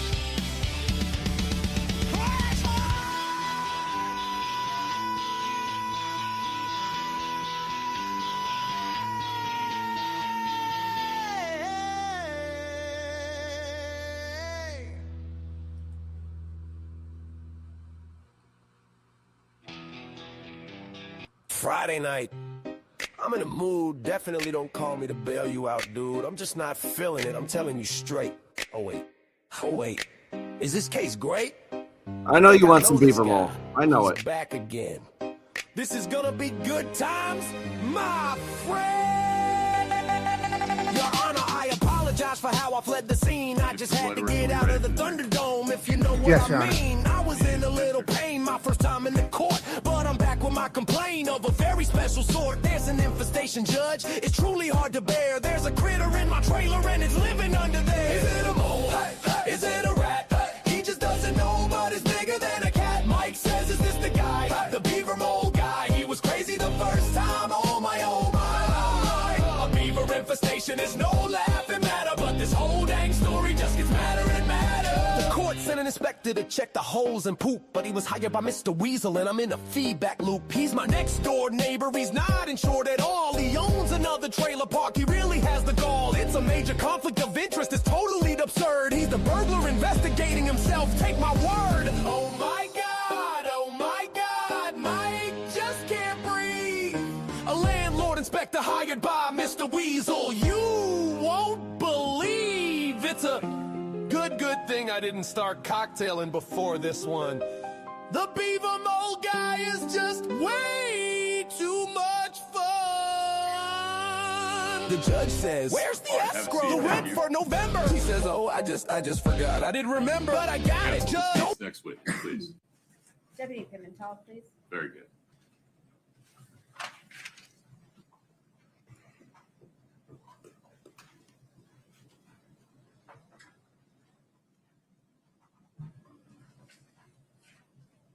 Will you step in front of Brittany? We'll get you sworn in. My apologies. Do you solemnly swear the testimony you're about to give in the matter before the court to be the truth, the whole truth, and nothing but the truth, subject to the pains and penalties of perjury? Thank you. Have a seat.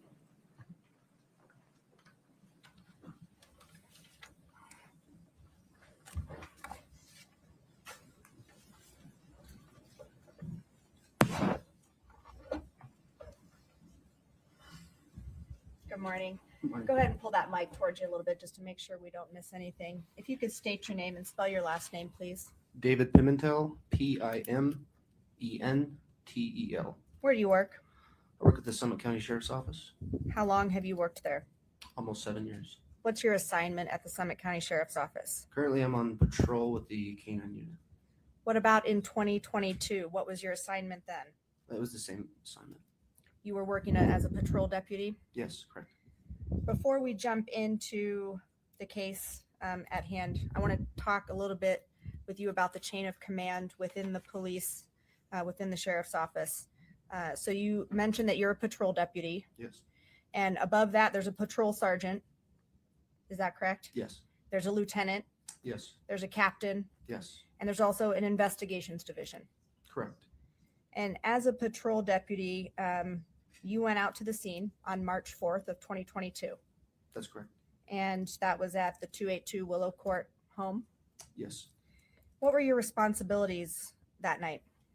Primarily would be scene security, but I was also tasked with starting a medical log. What's a medical log? It's basically a log of any medication that the decedent would have in their possession. We start the log. We take the all the medication that's there. We log how much is there. We log everything about that medication. And that was your primary responsibility while you were there? Correct. And you completed that log to the best of your ability while you were there? Yes, Did you locate medications for Eric Richins? I did. Where did you look for those?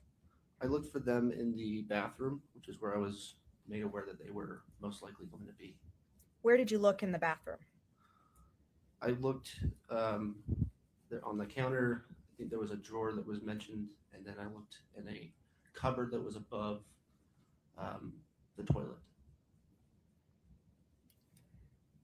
And you were looking for these medications where you were told by Miss Kouri Richins they might be.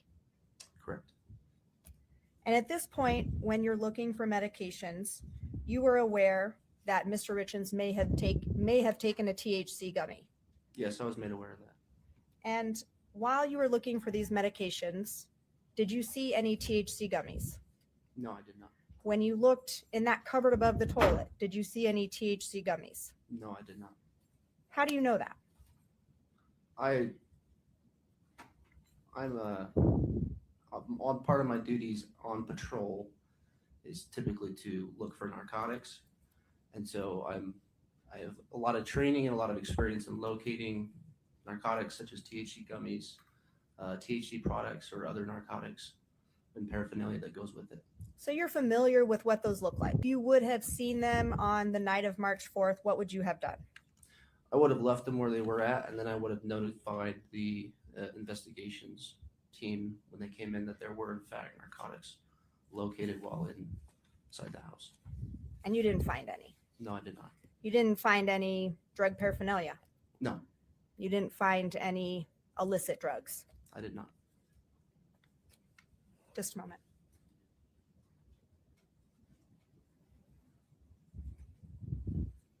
Those are all my questions for you. I expect the defense might have some as well. Okay. Thank you.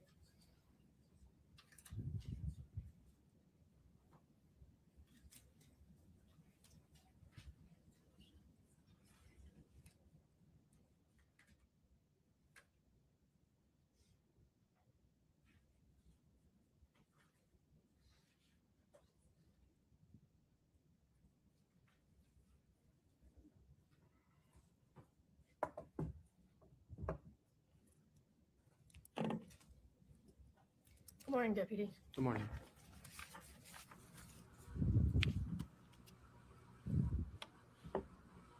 So the night of March 4th, your early morning, March 4th, really, could you tell me what time you arrived at the scene? I don't recall exactly what time. Oh, All right. sweet Jesus. Well, let me just see if this refreshes your recollection.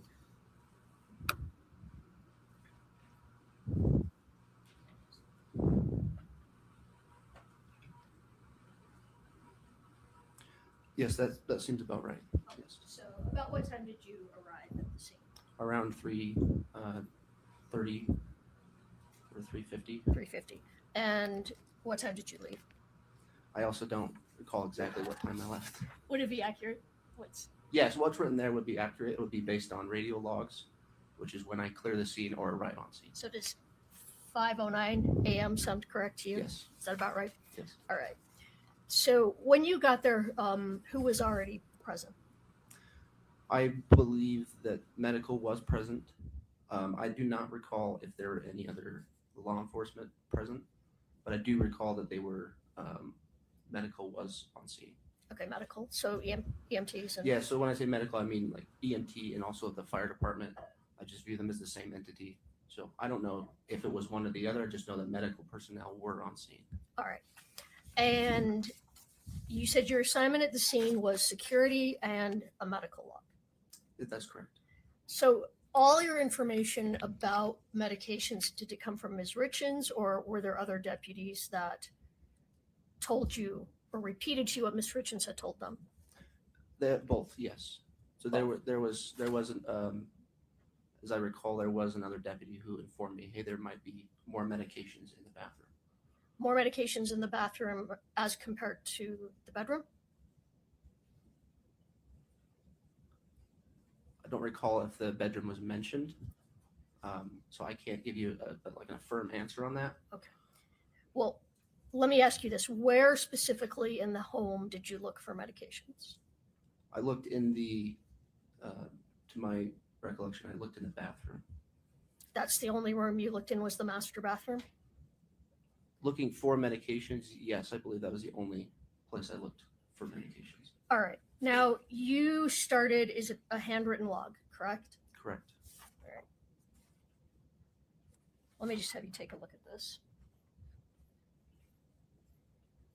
You recognize this?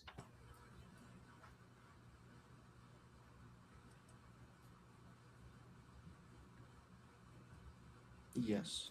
All right. So that's a list of medications that were found. Is that correct? Correct. And that is not all in your handwriting, true? Yes, that is correct. All right. So what part of that is in your handwriting? The first three of them that are in black ink, I believe, are my handwriting. And are you aware who finished that report? I do not know. No. Okay. Let me grab that back.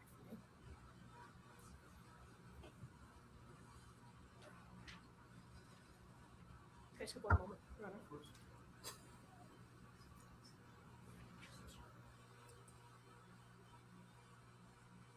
All right, so is the defense story that this guy's a drug addict and he just kept all his drugs in his truck and that was conveniently wiped away by somebody after the fact?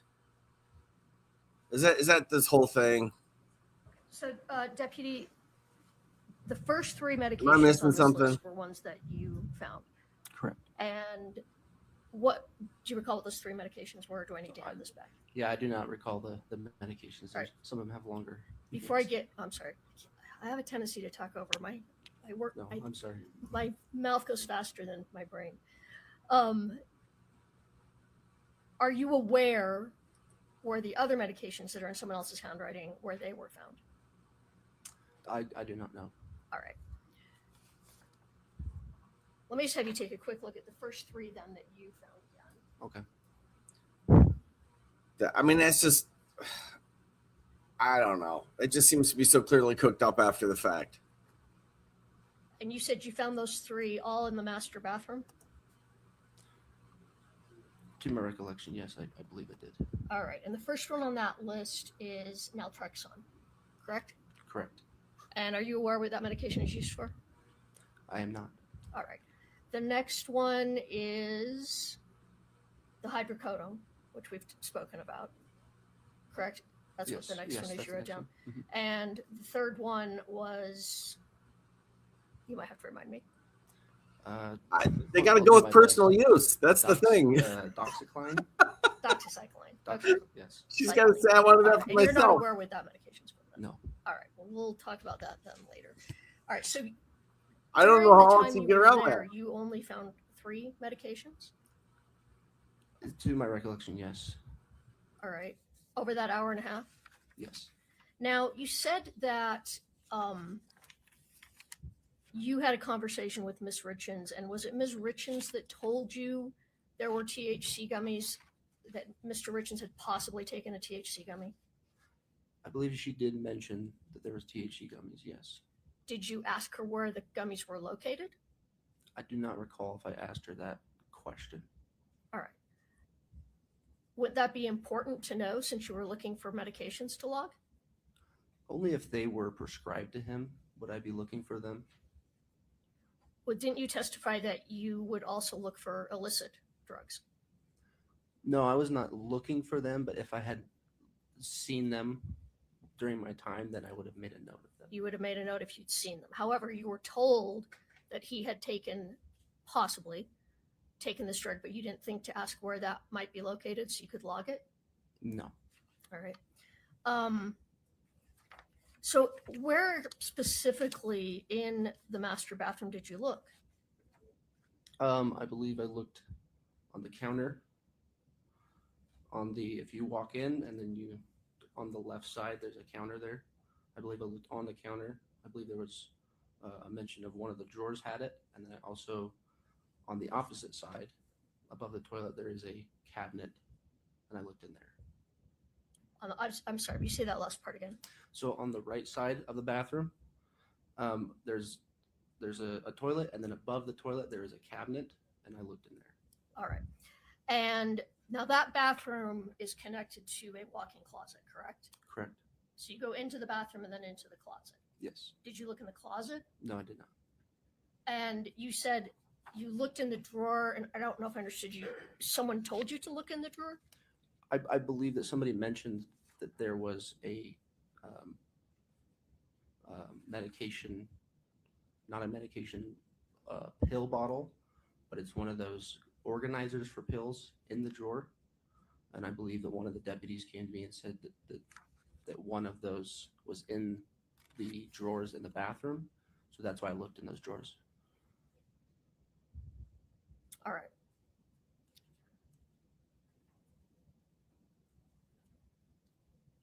So when you left at approximately 5 in the morning, a little bit after 5, what did you do with that medication log? So the medication log and the medication that was collected was left in the room on the dresser that was in that room. You didn't hand it over to the person that was taking over for you? No, I did not. You didn't write a report that night, correct? No. But you went back and wrote a report in January of 23, correct? That's correct. So almost a year later? Correct. And what was the purpose of that January of 23 report? I was asked to write a report for that incident at that time, so I went back and read that report. And was the purpose, well, let me rephrase. In that report, it was a very short report, correct? Correct. And it was basically that you left the medication log on the dresser, correct? It was, yes, to describe my involvement in the case with the medication log, yes. Why were you asked to do that a year later? I don't recall why I was asked to do that. I was just asked by my supervisor, so I did it. And you don't know why they needed that? I do not know why they needed that. Is it typical that you wouldn't write a report about what you did with the medication log at the time? It depends on the involvement, the overall involvement that I have in a case. If my involvement is just a medical log where what I had done is logged on a medical log, then no, it's not typical that I would write a report. All right. And did you type up what medications were found? Was that you or someone else who had typed up the medication list?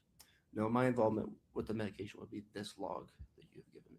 So that's it. You were there for an hour and a half, and during the time you were there, well, about an hour and a half, you logged the 3 medications. Correct.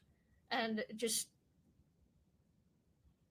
you only looked in the bathroom. You didn't look in the kitchen, correct? Correct. And you didn't look in the drawers in the bedroom? No. And you didn't look anywhere else in the house for medications? Correct. And you didn't ask Ms. Richins where medications for Mr. Richins would be located? I believe I did ask her. You didn't ask her where the THC was located? No, I did not. All right. One moment.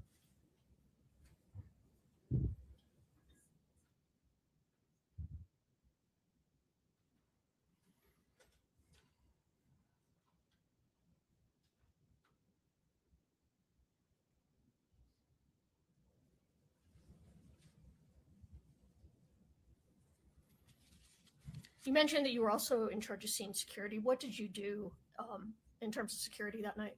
I secured the rooms in which Mr. Richins was found. How did you secure that room? I just stayed by the door to make sure that no one was getting in. That was the entirety of the security at the scene? Well, that particular area, yes, there were some children in the house that were trying to get in, so my job was to make sure they didn't get into the room. Did the children, they did try to get into the room? Yes. Was Ms. Richins with them? No. All right. And you said you're with K9? You're with the K9 unit, correct? Yes, that is correct. And as part of your duties with the K9 unit, you search for illicit drugs on scenes? It depends, but yes, I have done that in the past, yes. Well, I mean, the point of a K9 dog, isn't it a drug sniffing dog? The point of mine, yes. Yes. All right. So you're familiar with searching for drugs on the scene? Correct. So is it fair to say that the search you did that day was not a complete search for drugs at that scene, correct? Correct. I was not searching for drugs at that time. Okay. So you were logging medication, but you weren't searching for medications. That is, I was logging medication, but I was not searching for illegal narcotics. And you weren't searching for medications either, right? Other than what was in the bathroom. Other than what was made known to me, yes.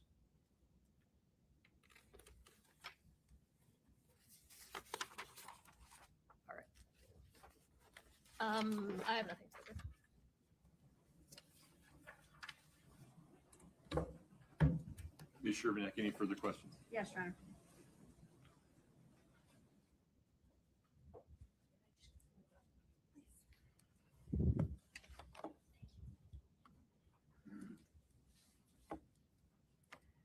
Deputy Pimentel, are you issued a body camera as part of your equipment? Yes, I am.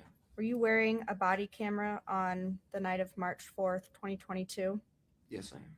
When you prepared your report for this case, even though it was some time later, did you review your body camera to refresh your memory about what took place?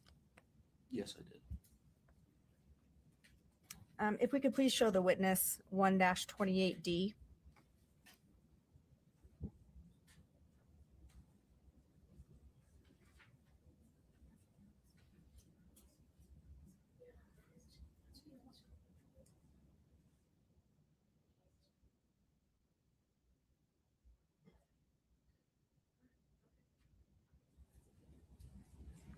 Do you recognize this?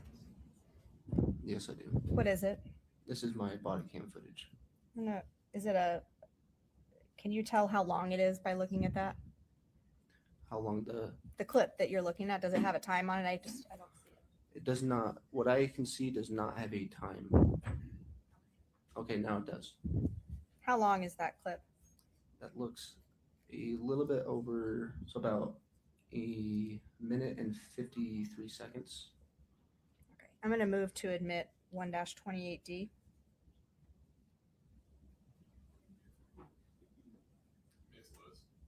Oh, I'm sorry, what?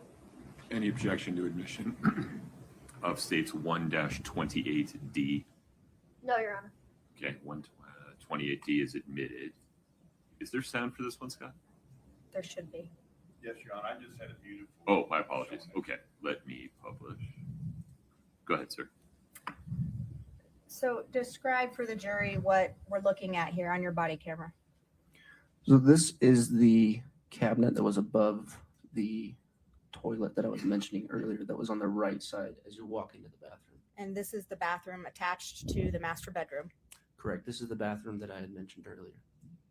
Are you opening the cabinet? It's kind of hard to see. We only have the bottom. Yes. And what are you looking for? So again, I'm looking for medication that is prescribed to Mr. Richins.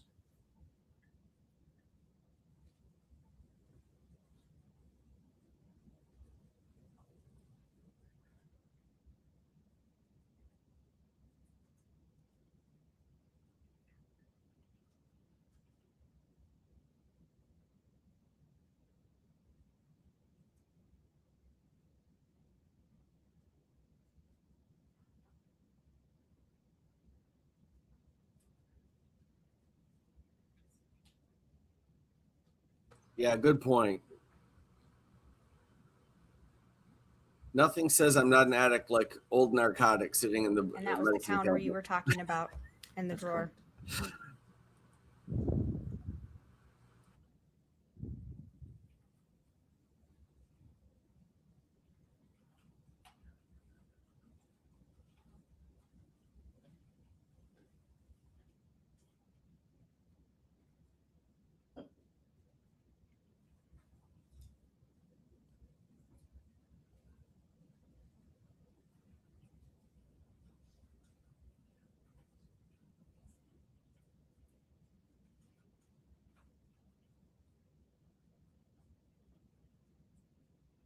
And so you testified that you're looking for medications of Mr. Richins, and you're not doing a full, complete search of this house, are you? No, I'm not. And that's because you don't have probable cause to do so. I don't have a reason to search anywhere else in the house. that I Right. searched. And to do a complete search of a house, you need probable cause or a warrant, right? Correct. Just a second.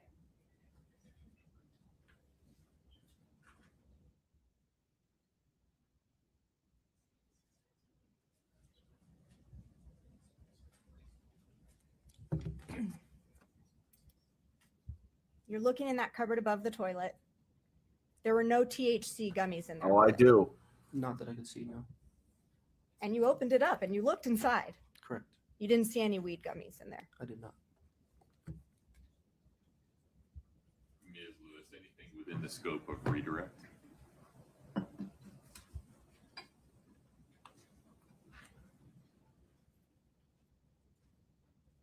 you pull up State's Exhibit 1-8 just for the sure.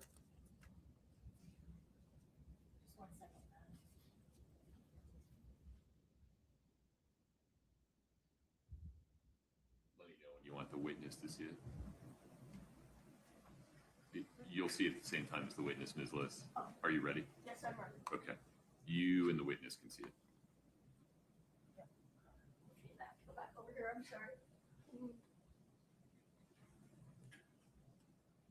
Okay. So in the body cam that we just saw, which is on your left, you're looking at a pill bottle, correct? Correct. And you took a photograph of that bottle? I do not recall if I took a photograph of that bottle. So the photograph on the right, is that the same bottle? I believe so. We'd move to admit 1-8. No objection. Okay. States Exhibit 1-8 is admitted, and anything further on that, Ms. Lewis?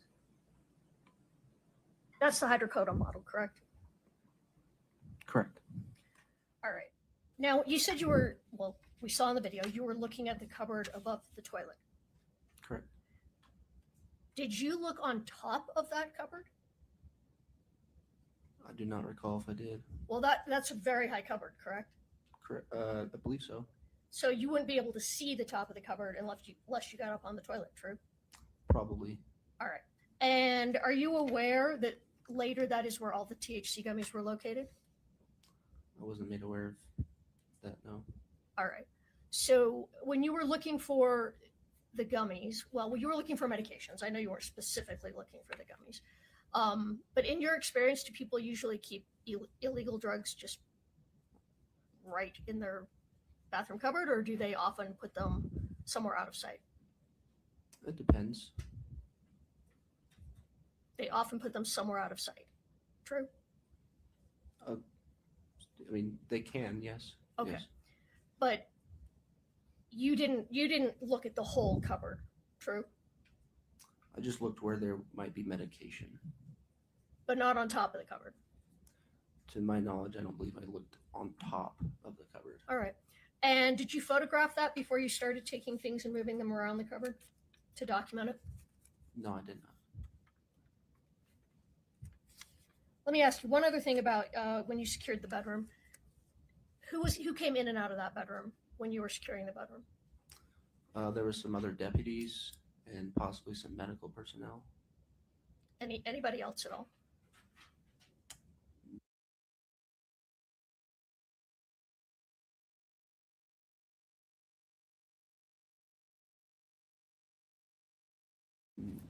I do not recall if anyone else came into the bedroom. All right.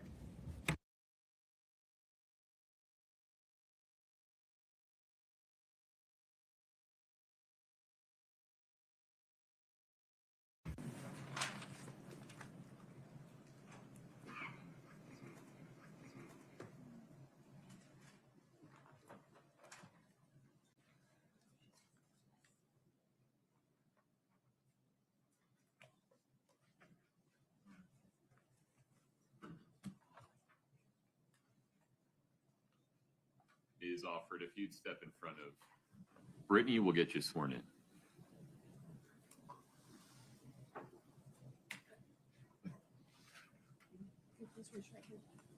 Do you solemnly swear the testimony you're about to give in the matter before the court to be the truth, the whole truth, and nothing but the truth, subject to the pains and penalties of perjury?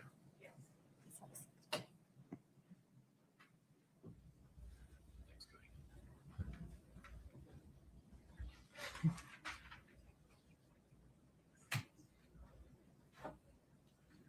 Good morning. Good morning. Go ahead and pull that mic a little close to you as we Oh, pick sorry. up your answers.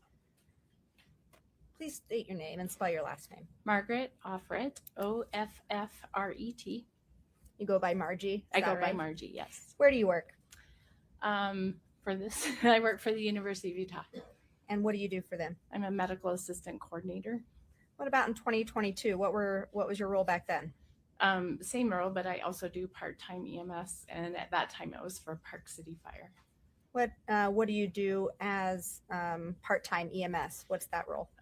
Emergency responder, advanced EMT. Is that similar to a paramedic? Yes, one step below. And how long have you been working as an advanced EMT? Almost 40 years. Now, given that experience, have you been called out to a death scene before? Many, yes. How many would you say? Over the 40 years, probably more than 100. Have you been called out to the scene of an overdose before? Yes. A drug overdose? Yes. How many? 20 to 30. What kind of certifications do you hold to be an advanced EMT? Well, I have advanced life support, pediatric advanced life support, and I do monthly training and recertify every 2 years. And you're up to date on that training? Yes, ma'am. As you were back in 2022? Yes. Were you working on March 4th of 2022? Yes. And did you respond to the scene at 282 Willow Court? Yes. When you arrived, what did you do first? We got our gear and went to the bedroom where our patient was. Where was he when you arrived? In the bedroom on the floor. What was the position of Eric Richins when you arrived? He was laying flat on the floor, straight. Was he on a sheet? I don't recall.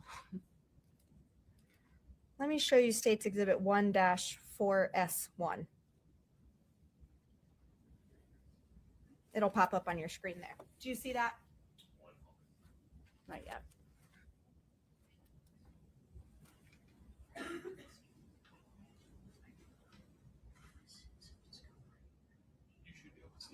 I can see it. I can see it. Do you recognize that? Yes. What is that? The scene in the bedroom. That's the scene that you were just describing? Yes. Judge, this has already been admitted. I would like to publish it to the jury.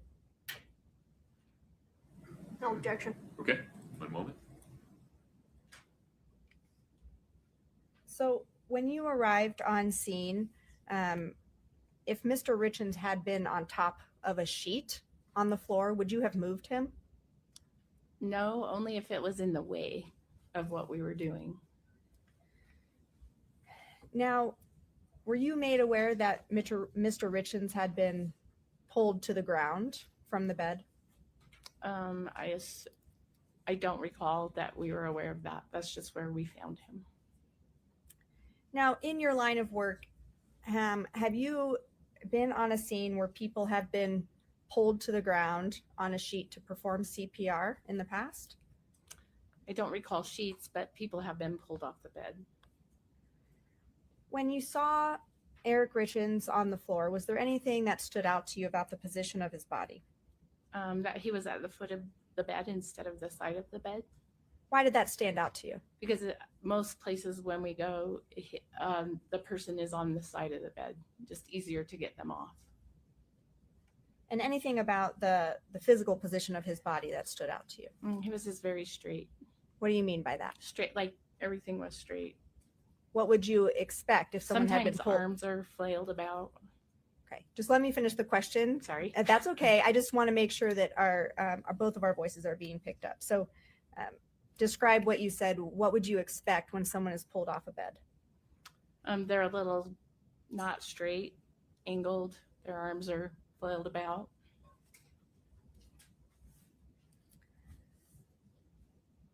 Did you perform life-saving procedures on Eric Richins? Yes. What did you do to attempt to resuscitate him? We hooked up the Lucas machine. We started an interosseous anio needle and gave him epi and the cardiac arrest protocol. So I'm going to have you describe a couple of those things for the jury because I know that you use these terms all the time, but they Okay. might not know. What is a Lucas machine? A Lucas machine is the machine that does compressions for us so that we're free to do other things such as IVs, or IO needles, interosseous needles to give medications. You also mentioned that Mr. Richins was given epi. What do you mean by that? Epinephrine, which is a medication that we give to try and start the heart again. And so those things were being performed on Mr. Richins. Yes. Is it also your protocol to ask if your patient is taking any medications? Yes. Did you do that in this case? Yes. Did you ask Ms. Kouri Richins if Mr. Richins was taking any medications? Yes, I believe I did. Were you given any medications that Eric Richins was taking? Yes, I believe she told me it's in my report, but naltrexone for Lyme disease, possibly. Did she hand you that medication? No. Any other medications that you were made aware of that Eric Richins was taking? She did also say CBD gummies. As you are performing these life-saving measures on Eric Richins, are you also looking for things in his immediate area that might explain what's happening with him? Yes. And did you do that in this case? Yes.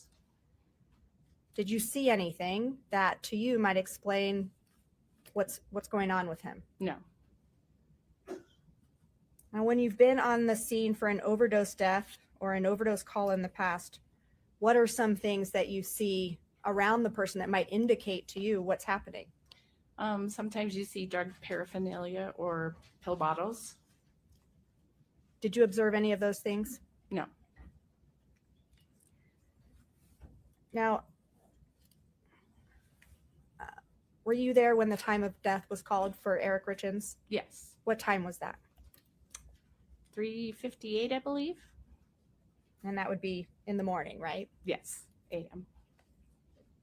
Now, later you talked about Eric Richins being down sometime or dead sometime. Yes. What was that observation based on? He was cold to the touch. His body was cold to the touch, and his heart rhythm, which when we hooked up the monitor, showed that he was in asystole. What is asystole? That's flat line. So no heart. No heart electroactivity at all. Did that ever change while you were there? No. Just a moment. Ma'am, those were all my questions for you. Thank you. The defense may have some as well. Thank you. Ms. Lewis, please.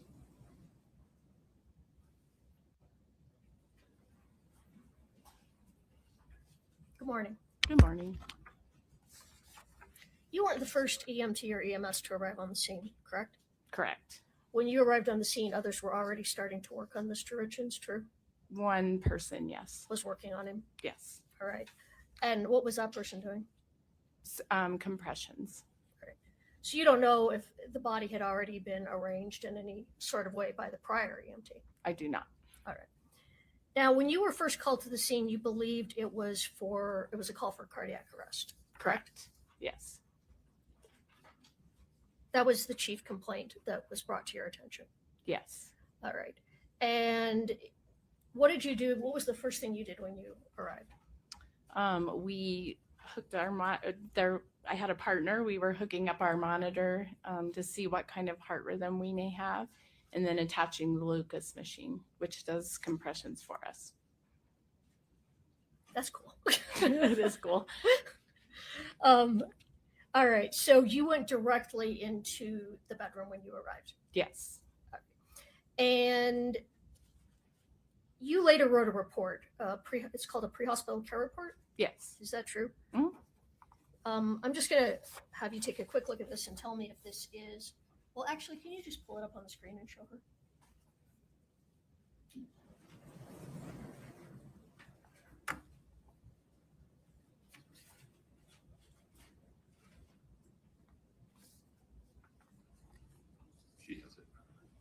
All right, is that your report? Yes. All right. We'd move to admit that as, I guess, defense exhibit. I think now we're at 3005. I would object.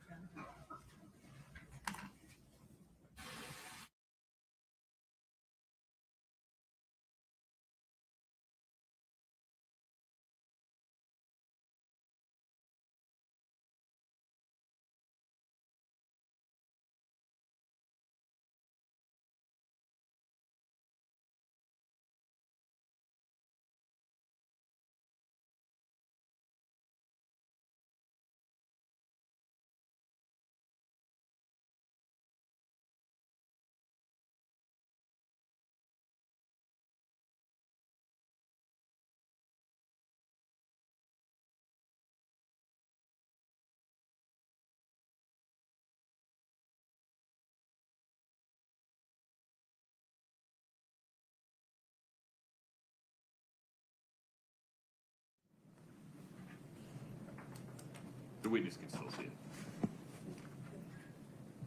Oh, she can still see it, you said. I'm sorry. All right, so In fairness to her, it's pretty small. it's, yes, it is small here too. I can. All right, so where did you get the information that he was possibly having a cardiac arrest? That's what the dispatch came across as. So, but you didn't know if that was correct. No. And it turned out not to be correct, right? That he was in cardiac arrest? He didn't die of a cardiac arrest. Well, I mean, he was in cardiac arrest. I did not know, and I don't know what he died from. All right. Explain that he was in cardiac arrest at that time. What is the He was in asystole, which is a flat line, which means there's no electrical activity in the heart. That's cardiac arrest. All right. So and he was think, not breathing, obviously. So as a layperson, I was reading that you thought he was in the process of having a heart attack, but that's not accurate. That's not accurate. All right. So that just means someone who is not having their heart functioning at the time when you're called in. That would just be called a cardiac arrest. Correct. All right. So that was the information that you based what you did Yes. following when you got there. Yes. All right. And when you arrived, you spoke with, well, first you said you went right into the room. Correct. Yes. And you administered epinephrine. Once we got our lines started, yes. All right. And you also, I'm just lost the word. You also admitted,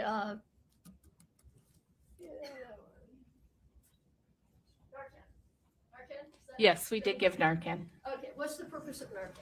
Narcan is to reverse any possible drug overdoses with narcotics. All right. But he had been asystole, help me with the word, Asystole. asystole for a while by the time you gave him that. Yes. And that typically would be helpful if it was given pretty immediate after. Yes, that's kind of a last effort. Let's try this. Okay. And then at what point did you go from in the bedroom to, well, let me rephrase that. What did you do next? You gave him the Narcan, you gave him the epinephrine, and what else did you do in the room? I just continued to work the code until the Park City Fire medics got there. What does that mean, work the code? Tried to save him, continuing CPR, trying to figure out why he's in a cardiac arrest. And breathing for him, things like that. Were you able to determine why he was in cardiac arrest? No. All right. Not at that time, anyway. No. And then you left the room, true? Yes. And at the point you left the room, you knew that he was deceased, correct? Correct. And you went out, and is the first person you spoke to one of the deputies that was there, Deputy DeWin? I don't recall. Right. Do you recall telling one of the deputies that you thought maybe it was possibly an aneurysm? I just possibly coming up with ideas, yes. Okay, that makes sense. And at that time, did you know his medical history? Yes, what I was given. And who gave you that? Kouri. Okay. And she gave you the same medical history that she had already given to the deputies, correct? I don't know. Did you talk to the deputies about the fact that he had Lyme disease? I think I probably told them that's what she told me. All right. And the information about what medications he was on, did that come from her or did that come from the deputies? That came from her. And this was after he'd already passed, you got this information? I believe while we were working the code, I had to ask those questions. All right. And you said that one of the medications that you were told he was on was naltrexone? Correct. And you were told that was for Lyme disease? Correct. However, that would be a off-brand use for naltrexone? Correct. Naltrexone is typically used for people that are suffering cravings either from drugs or alcohol, correct? Correct. I'm done. We'll just move on unless you're going to ask this witness more questions about the Not about the naltrexone. on-label and off-label uses of medications. No, that was all. Okay. All right.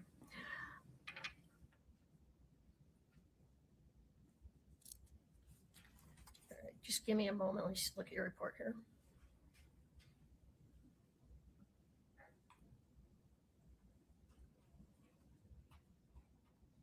Can you tell me about, in your report, you talk about blood sugar obtained, Yes. and you say the blood sugar obtained of 458. That was his actual blood sugar at that time? Yes. That's extremely high, correct? It's high.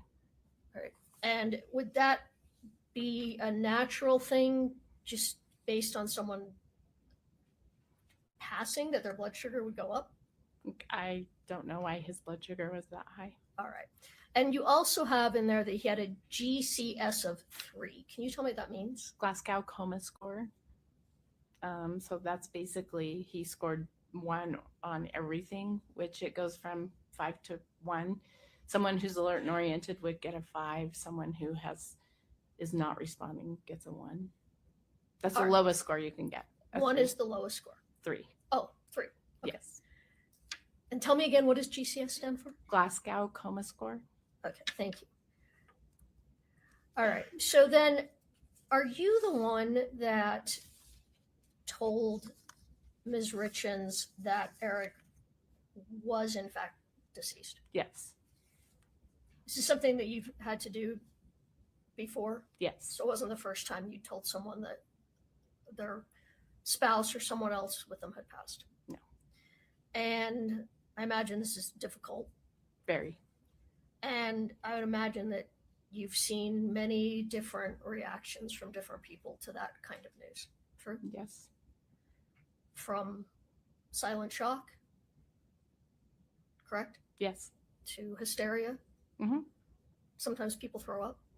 I haven't seen that but once. You haven't seen anyone throwing up after hearing that news? Not really, no. Okay. You never know what to expect, though.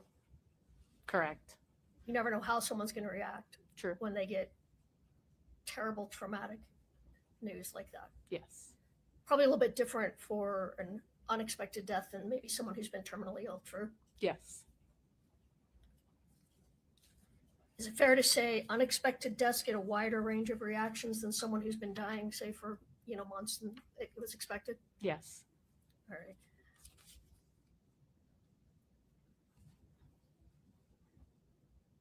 Just back to your report for one moment. So everything in your report was done. You were just writing down what you did based on the information you had. True? Yes. Yes. And you didn't know if the information was correct at that time. It's just based on the information you had. Yes. I'd move again to admit Defense Exhibit 300. I'll withdraw my objection, Judge, if they want to admit it. Oh, okay. This would be defense. Give me the numbering again. I believe it's 3005. 5, yes. Katie, is that right? Okay. D3005 is admitted.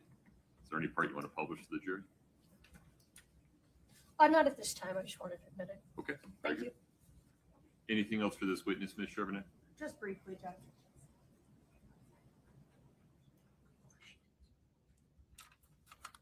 So you testified to Miss Lewis's questions that you had made a guess that maybe Eric Richins died of an aneurysm. Why did you make that guess? Because he had a lot of blood coming out of his mouth when we arrived in while we were working on him. And was that happening? When was that happening? The blood during CPR. So when you arrived, the blood was already coming out of Eric Richins' mouth. Yes. Did you have an explanation for why that blood was coming out of his mouth? No. No further questions, ma'am. Thank you. Here we go. Okay. Within the scope of redirect, please.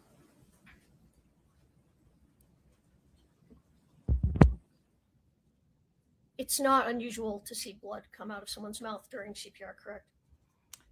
Not normally, but it seemed more than normal. All right. So the machine, the cool machine, what's it called?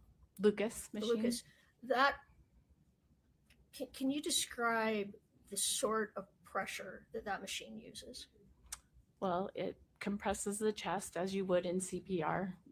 It's a continuous compression that, it's like doing CPR with your arms, only more steady than a human can do. And consistent in terms of the amount of pressure. Correct, yes. Whereas humans of different sizes have different amounts of pressure. Correct. Did the machine break any of Mr. Richins' ribs? I have no idea. You don't know. Does it sometimes do that? I don't know. All right. Well, as a trained EMT, when compressions are being given hard compressions, if there's blood in the lungs, it wouldn't be unusual to see that come out, correct? Correct, yes. And in order to do efficient CPR, one, you would need to be trained, correct? Correct. And fair to say that a very small person who's untrained would have difficulty doing the strength of compressions that's necessary when giving CPR. They could, yes. All right, I have nothing further. No questions, Jeff. You can step down. Thank you. Thank you.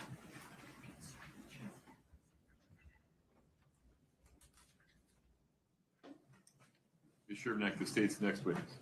Sergeant Andrew Cernich, please. All right.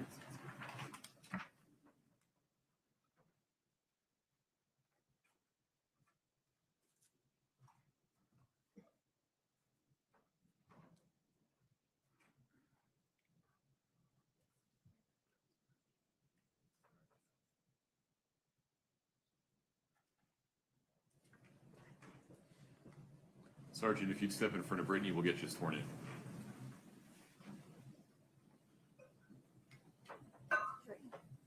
Do you solemnly swear the testimony you're about to give in the matter before the court to be the truth, the whole truth, and nothing but the truth, subject to the pains and penalties of perjury? Thank you. Have a seat. This thing is moving nicely. I don't think it's going to take as long as they Go ahead said. and move that mic close to your mouth so we can get all your answers. State your name and spell your last name, please. Andy Cernich, Cernich. Where do you work? Summit County Sheriff's Office. And what's your role there? I am a sergeant on patrol. And what about back in 2022? What was your role? First, let's talk about the Sheriff's Office. What were you doing for them in 2022? In 2022, I was a sergeant working in the jail. And back in 2022, did you have other first responder roles or other jobs that you did? Yes, I also worked for the Summit County the South Summit Fire Department as a volunteer fire. What do you do as a volunteer fireman for South Summit? I respond to emergencies through the fire department and assist on medical calls. So were you working on March 4th of 2022? I was. What capacity were you working in on that day? I responded as a on-call firefighter to assist medical. And did you respond to the home at 282 Willow Court? I did. Now, describe for the jury, even though you're a trained police officer, what happens when you're on duty as a fire department role? On the fire department role, we're trained in numerous different things as first responders. I also recently had quit working for South Summit EMS as a advanced EMT. So we assist with whatever needs fire department needs. At that time, I assisted with the CPR efforts of the individual. But it's fair to say that when you get called to a scene in your EMS role, you don't mix that with your law enforcement role. Correct. You stay in that lane for that call. Correct. So what were your responsibilities? Just highlight that for the jury when you arrived at the scene that night. When I arrived that night, EMS had arrived before I had. I asked what they needed, and they asked me to take over airway.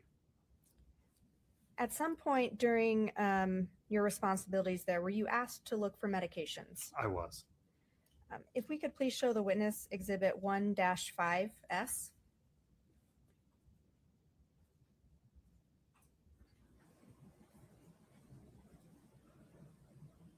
He has it. Do you recognize this? Yes. What is it?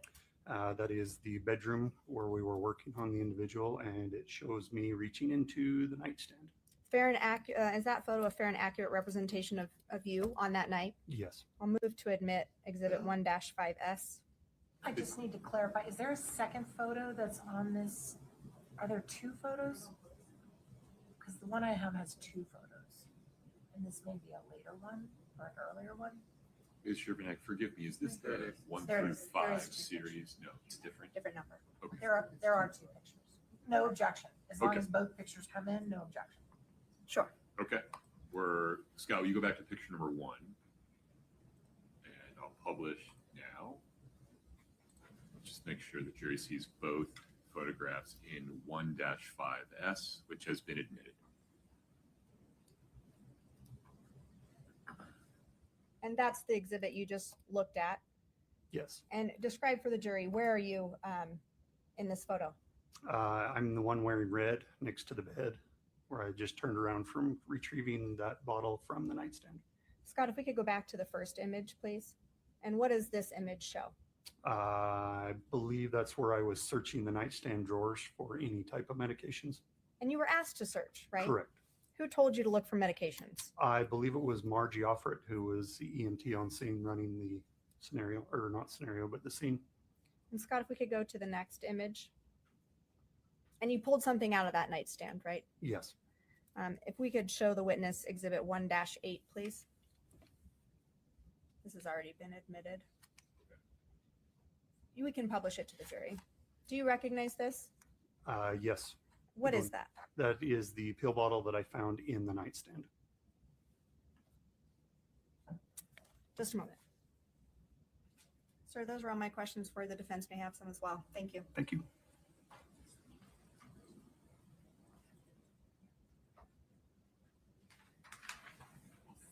Ms. Nestor. Thank you, Your Honor.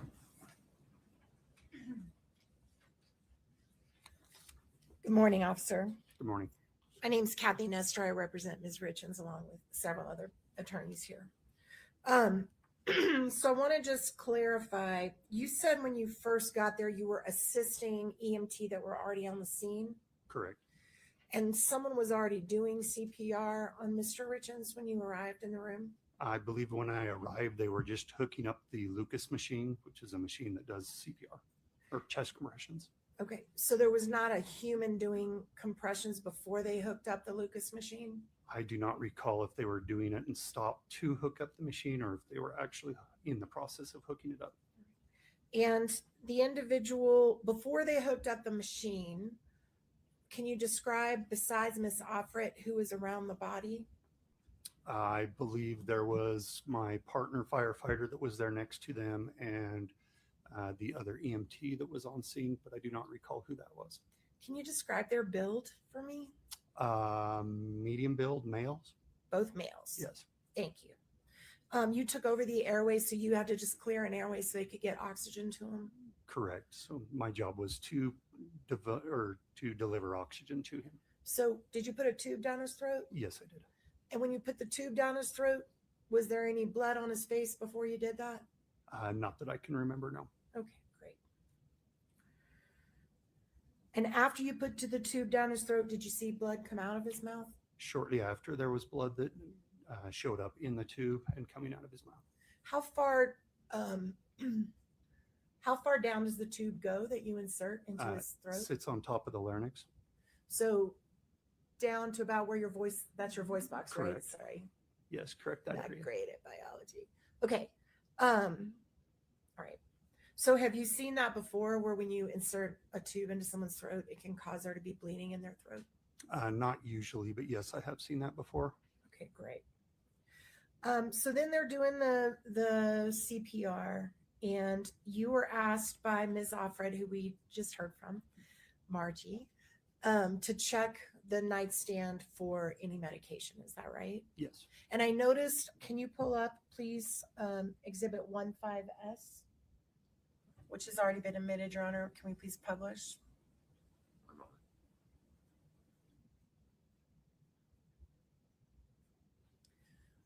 I noticed you went to the bedstand on the nightstand on that side of the bed, right? Correct. So is your understanding that was the side of the bed that Mr. Richins had been on? Yes. Right. And you're pulling out a drawer. Is it the bottom drawer or the top drawer? Do you remember? I believe there was only one drawer, but I am not sure. I'd like to show you now exhibit, and this is not admitted yet. So if we could take down the publication and just let the witness and counsel see exhibit 14S. Is it up? He has it. Okay, thank you. Is that the nightstand you pulled the pill out of? That looks like the nightstand, yes. Okay. Your Honor, could we move to admit 14S? States 14S is admitted. It's defense, yeah. It's not the way it's marked. Oh, it's sure right. It's 14S. Sorry about that. Okay, there's the nightstand, right? Yes. Okay. And on that nightstand, Katie, can you zoom in to the top of the nightstand if it's possible? You may not be able to on this photo. Yeah, there you go. So that's phone is sitting in a charger. Is that correct? Yes, that's what it shows. And right next to it, it looks like an Apple Watch that's on the little watch charger right next to it. Is that right? Can you tell? Is that the one in front of the phone? It's to the back of the phone. Oh, okay. See the I little see that. little Yes. square? I think that's an Apple Watch, but if I'm wrong, tell me. I do not know. It very well could be. And this picture of the nightstand, there's no wallet on it, correct? Correct. There's some pills and a little metal like push thing that you push pills out of, right? Do you see that next to the TV power? Yes. Right. And were those pills taken by you or anyone else, do you know, to be tested? They were definitely not taken by me. Okay. All right. Can we also just to the witness only show states exhibit 1-9? Only the witness. It's not admitted yet, Your Honor.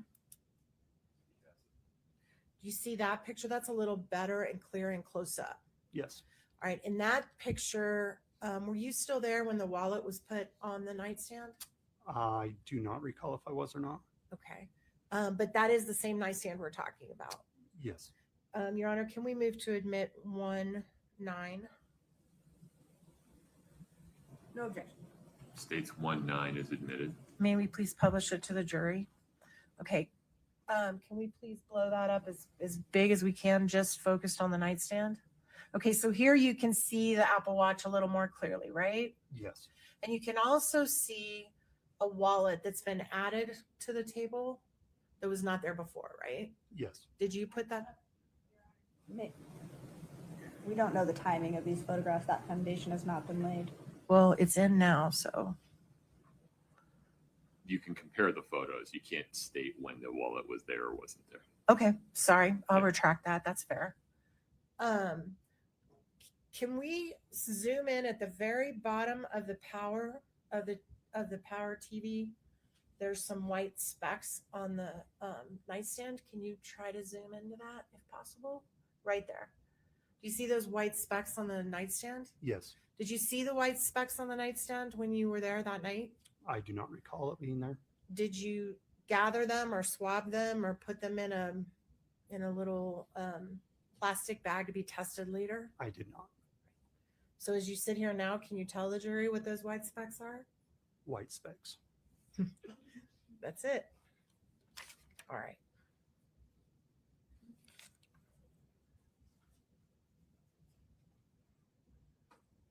Okay.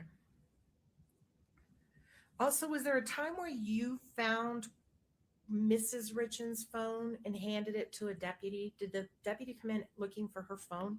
I do not recall. You can't remember that? I do not. Do you remember her phone being in the room at any point? I do not. All right. And did you personally have any conversations with Ms. Richins that night? I may have asked her if he had taken anything or how long he had been down, but I do not recall. You can't remember for sure. I don't know for sure. In your experience, both as a police officer and a trained medical responder, is it fair to say that it was apparent to you he had been deceased for some time? Yes. Thank you. I think that's all I have. Just one moment.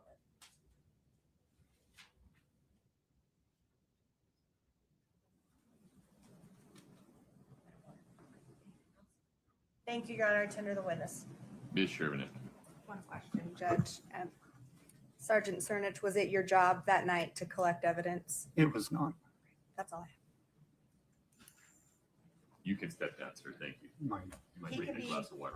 Your Honor, he can be finally excused. Yes, you are released, sir. Thank you. Thank you for asking. Mr. Bloodworth. Your Honor, the state has a witness ready, but I think the defense wanted their expert to be present. Judge, yes, we had an agreement that we would be notified of when the expert would be testifying, and we are expert to listen in. That wasn't done.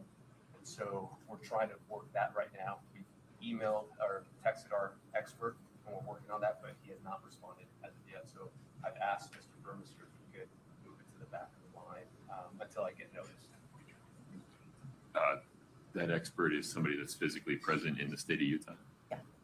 They're expert. Yours. No, he's going to be remote WebEx listening in. Okay. May we take I'm going to let you stretch your legs here for a minute. This may take a minute. Rise to the jury, please.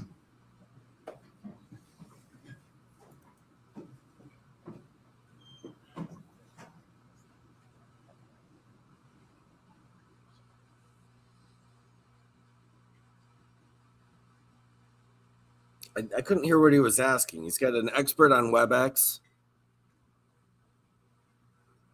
but I don't know what he's asking for.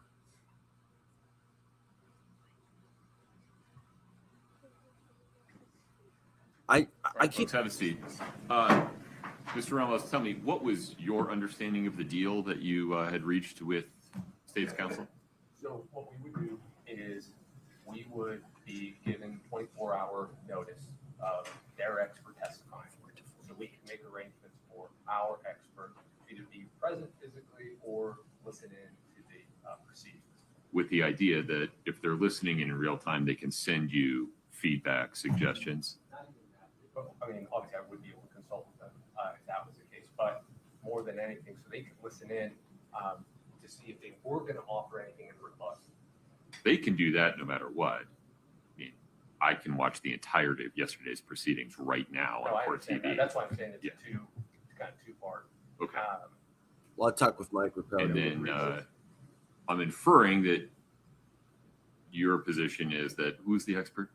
Your Honor, it's Dr. Ulmer, the medical examiner. Okay. Was this person on the witness list for, or the proposed list for today? Your Honor, I guess no, although we had a discussion at the end of yesterday's trial that where were we going after crime scene? And I said, you know, I canceled, whatever, 5 o'clock yesterday that we would be going to medical examiners after Christmas. So it was, it's not, this isn't a shock, but I did not say we will bring in Dr. Ulmer tomorrow. How long do you think you have in your direct with Dr. Ulmer? My direct is probably 30 minutes. Okay. So what if we say we'll do the direct of Dr. Ulmer, which your expert would be able to go back and review during the lunch hour if you need to, and we'll start cross after lunch. So my only concern is that I'm attempting to get a hold of him to see if he's available right now to view those. So I've sent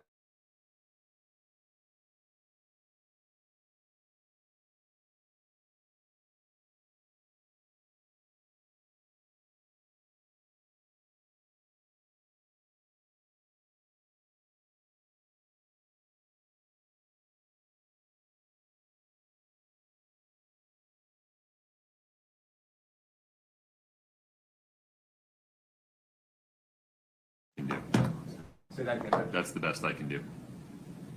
I understand. Okay. Could you- I'm expecting Maggie Mobley, who's the morgue clerk. She should be getting here any moment. You want to slip her in first? Yeah, if she gets here in the next minute or two, it would All right. be no We problem. could, Your Honor, we can also start with Chelsea Gibson. We've been trying to accommodate Dr. Ulmer. She is out of town and all the things. And so that's why now. But we have we can start Chelsea Gibson, but maybe she's going to be a long way. I don't know if you would. That's better for us because we get more time to be able to, and that's, yeah, that is what we expected. When you say start, though, we would not be able to get her direct completed before lunch, correct? Would we be able to do Ms. Gibson, understanding we need to interrupt direct during lunch and cross her and then get Dr. Ulmer on and off today? That's the state's concern, is that crosses have been tending to take longer than direct. They take what they take, sure. And I can't say that. I mean, if we were to start Chelsea Gibson, Let's not do that. My sense is that that's a self-inflicted wound. So how close is Ms. Mobley? Ms. Mobley, I'll go back out and check. Okay. We're going to take a 5-minute restroom break. We'll see what percolates during that 5 minutes. All right. Very good. We're going to get the doctor off today. Only on Law Talk with Mike. All right. World premiere. I have not one, but 2 Tonsil Twin songs. I haven't heard it. Let's do it, people. Let's do this thing. Get your lighters out.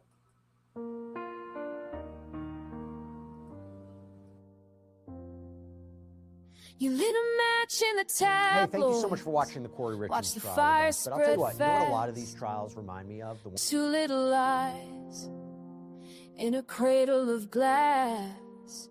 You painted halos on shadows, wrote lullabies for ghosts.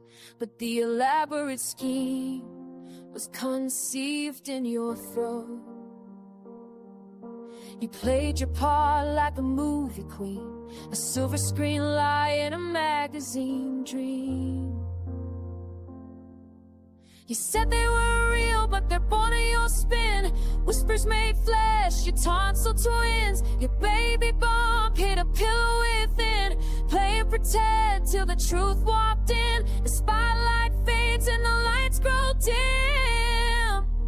Now who's gonna hold your tonsil twin? Your script was a mouthful, too hard to conceal. You spat out your lines, but choked on the reveal. The truth was a burden you couldn't swallow down, and the stain of your tail splashed on your gown.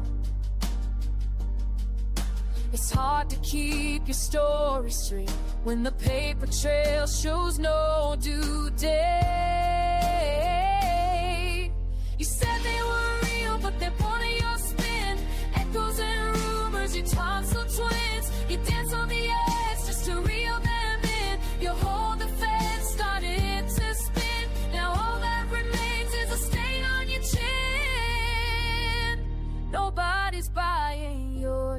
tonsil twins.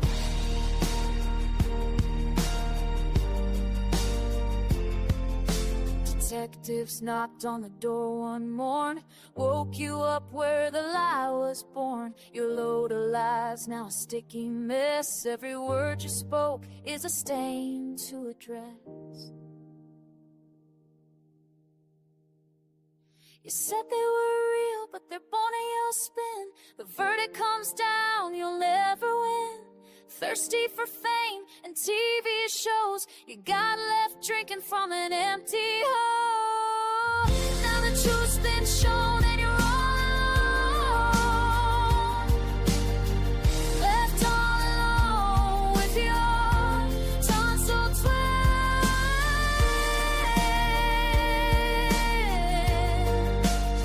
Oh, tonsil twins. You're all alone with your tonsil twins.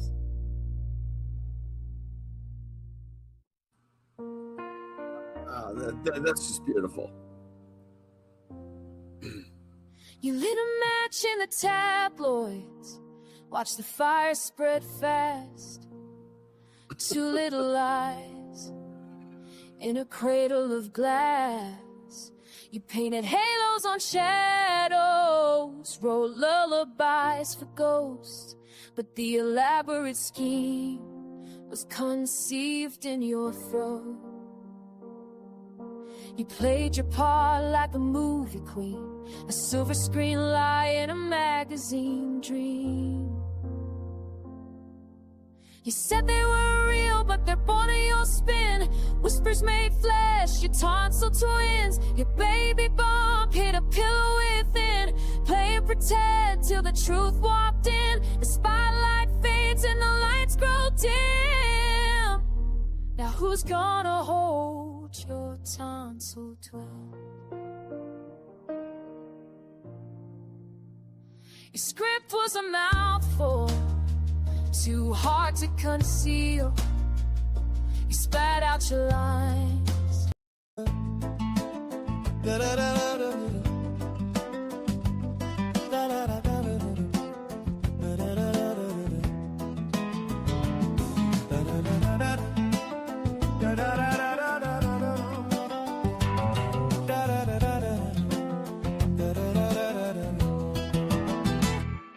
You are here in the small claims division of 3B District Court. The rules are relaxed, they are not as strict as they are in the general division of the court. We don't strictly follow the rules of evidence or procedure. Neither party is allowed to have an attorney in small claims court. Raise your right hand. You all swear or affirm that any testimony you are about to give in this matter will be true, to the best of your knowledge and belief.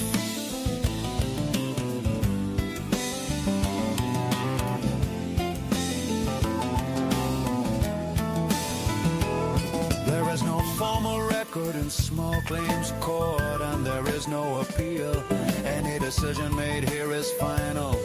Either party has the right to remove the matter from the small claims division to the regular division of the court, where you could sue for up to $25,000. But you would have to tell me before we begin. Once we begin here, any decision made here is final.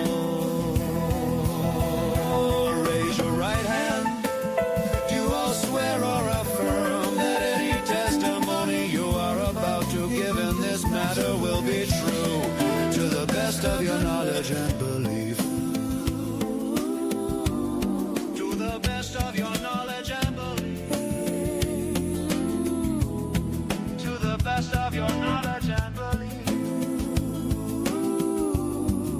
The best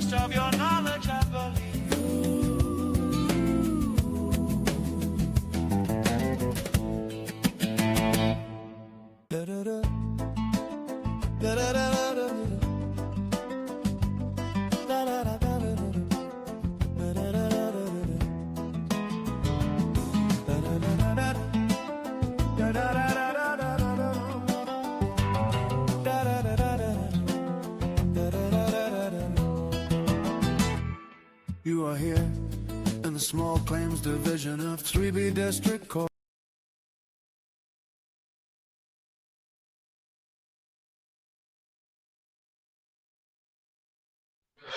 She just needs an Italian sausage and a corn dog, and that would fix her right up.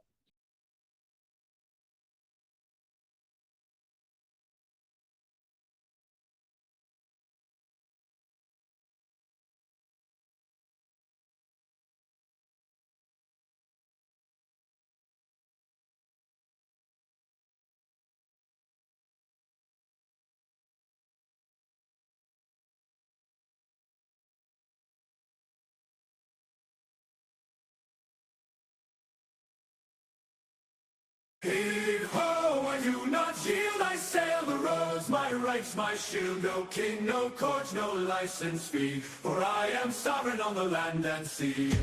I set my wheels on Highway 5. No plates, no tags, yet still alive. The parchment rolled upon my dash declares me free from toll or tax. A brig in red and blue. A lawman hollers, who are you? I say, good sir, I am no name, a living soul, not part your game. Hey ho, I do not yield, I sail the roads, my rights, my shield, no badge, no code can anchor me, for I am sovereign on the land and sea. Step out, he says with steely glare. I quote the Magna Carta there. Your statutes only bind the crew of corporate fictions, not me or you. I show my ID on a scroll with thumbprint wax and lawful soul. He laughs and cuffs me anyway. I've had 5 of you just yesterday. Heave ho, I do not yield, I sail the roads, my rights, my shield, no court or court shall bind my plea. I answer only to the Admiralty. Oppose a brig in red and blue. A lawman hollers, who are you? Pulls a brig in red and blue. A lawman hollers, who are you? Pulls a brig in red and blue. A brig in red and blue. Step out, he says with steely glue. A lawman hollers, who are you? Step out, he says with steely glue. Step out, he says with steely glue. Step out, he says with steely glue. A lawman hollers, who are you? I step out, he are you. In county jail, I made my stand. Fell 50 writs by my own hand.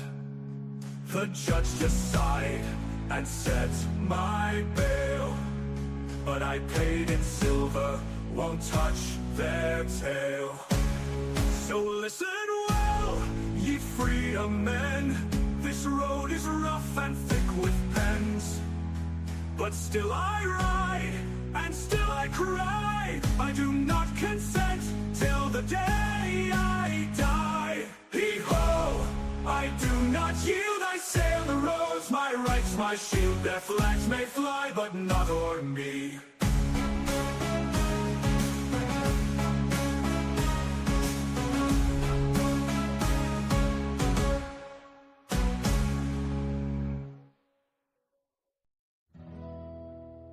Oh, good Lord, that was fantastic. One car, one sign, one pair of unzipped pants. Ladies and gentlemen, I give you my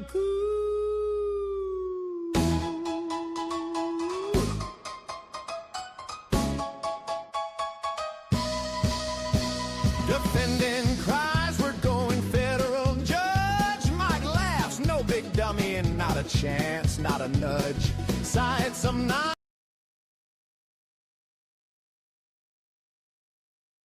Ms. Mobley, if you step in front of Brittany, we'll get you sworn in.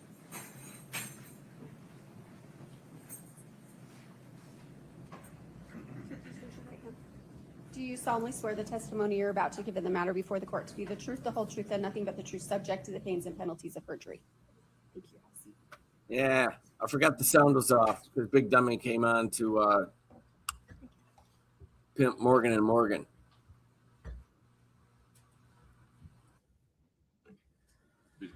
Thank you, Your Honor. Ms. Mobley, can you please state your full name and then spell your last name for the record? Maggie Mobley, Mobley. Are you employed, Ms. Mobley? Yes. How? I am employed with the Utah Office of the Medical Examiner. In what capacity? Right now, I'm a medical examiner's assistant. Okay. Do you know a term morgue clerk? Yes, that is what I was in 2022. Oh, okay. So it's a different job assignment, not a Yes. rotating one. Mhm. Okay. Yeah. So in 2022, you were a morgue clerk. Correct. Could you describe what a morgue clerk does? A morgue clerk is responsible for receiving and releasing decedents, as well as answering phone calls and the door. I see. So could you tell us just very briefly how a body comes in just generally and what the procedure is? So a case will come up in our system. We will make a folder with the decedent's information, and then transport will bring the decedent to us, and that's when we take custody of the decedent, and then we will inventory the decedent's belongings. I see.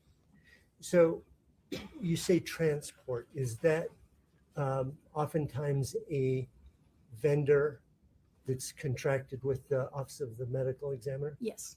Okay.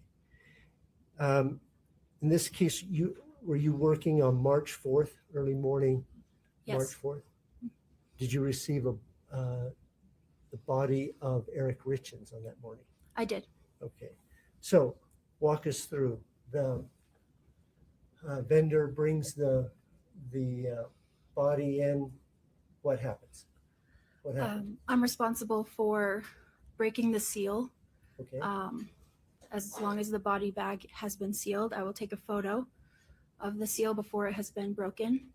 I'll record the number of the seal and then take photos of the decedent and his belongings, inventory that on an inventory sheet before putting the decedent in a cooler.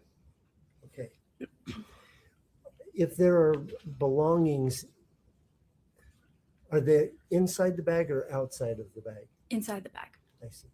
And when you have belongings, do they go in the refrigerator with the Yes, body?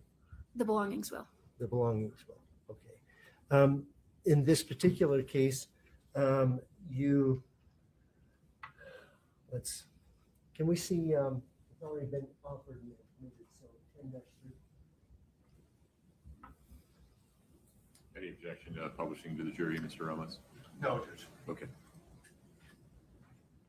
Do you recognize this photograph? Yes. What is that? That is the first photo I take before the seal. So that is the seal before broken. So it will be sealed on the scene, Okay. transported to us, and then that's the first photo I take before opening the body bag. And did you make sure that this had not been broken into in a different way? Yes. Okay. Is that your case number from the Office of Medical Examiner? Yes. Okay.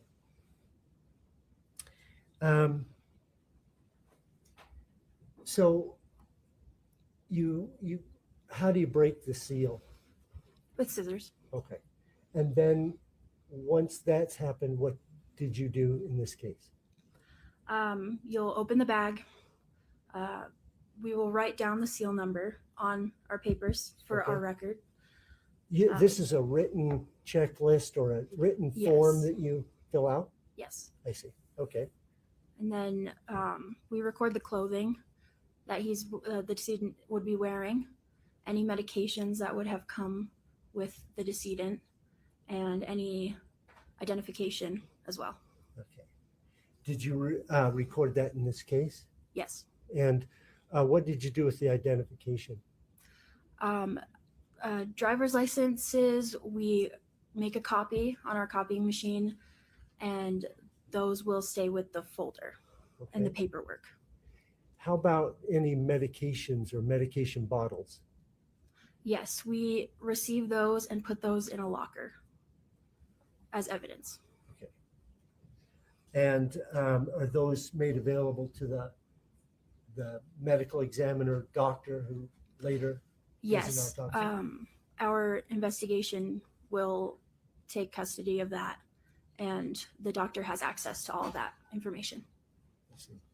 Upon completion of the autopsy, and if it comes to a point where there's no more need for the physical body, in this case of Eric Richins, what happens next to the body? With the body, as you mean as a morgue clerk? Yes. We would release to a funeral home.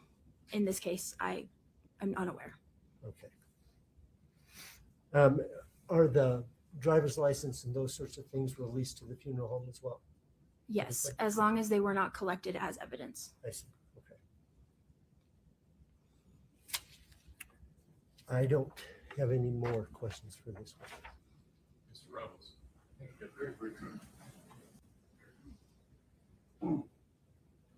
Good morning, Ms. Mobley. Good morning. We've spoken on the phone before. Mhm. Just to get clarification, it was unclear to me in the way the question was asked.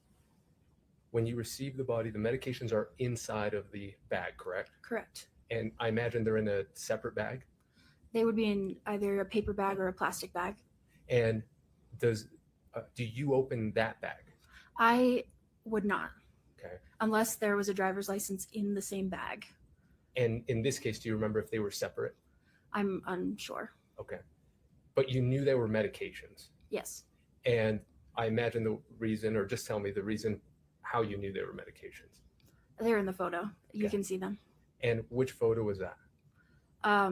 Those intake photos. Is it just the one that you just took? Or I'm sorry, the Um, one that was just shown to you? Is there a different one? I'm responsible for taking photos when I receive the body. Okay. So they are with the body. Got it. Do you remember the medications in this case specifically? That's not my job to look. Okay. I'm going to show you two Seriously. documents, and just to her, Your Honor. And the first one, I do see I believe it's your initials or maybe even your full name. So we're going to start with that one. Okay.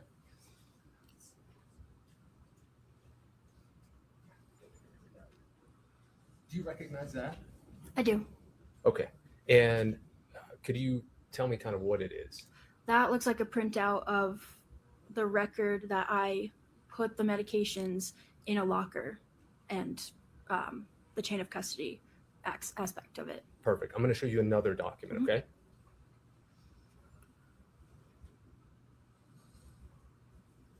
Now, do you recognize what this document is? I recognize what it is, yeah. Okay. But you didn't do this part. No. Okay. One second.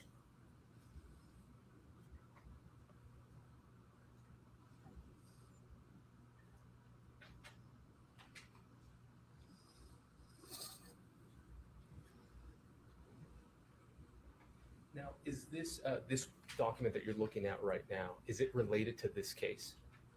Yeah, it's a good one. Oh, I'm sorry, Judge. I'll give her one moment. You can now see it. Yes. Okay. And is this something that's kept kind of in the normal course of business? Yes. Okay. We would move to admit at this point, Judge. No objection. I need a number. Oh, I'm sorry. We'll put one It'll be on. 3006, Your Honor. Okay, so any objection to publishing this to the jury, Mr. Burmester? No, Your Honor, I'll be You using don't it need for to. Dr. Ulmer. No, we don't need to publish it right now, but just Okay. as long as it's admitted. I just need to create a descriptor for Brittany, defense D3006, entitled Report on Prescriptions Found with Body is Admitted. Perfect. Thank you. No further questions. Anything further, Mr. Burmester? No, Your Honor. You can step down. Thank you. You're free to go. Thank you.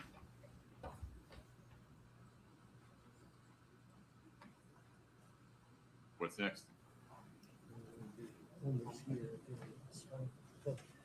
I'll get Dr. Ulmer. Very good. Mr. Burmester gets Ms. Ulmer may, Mr. Ludwig and I approach. Of course.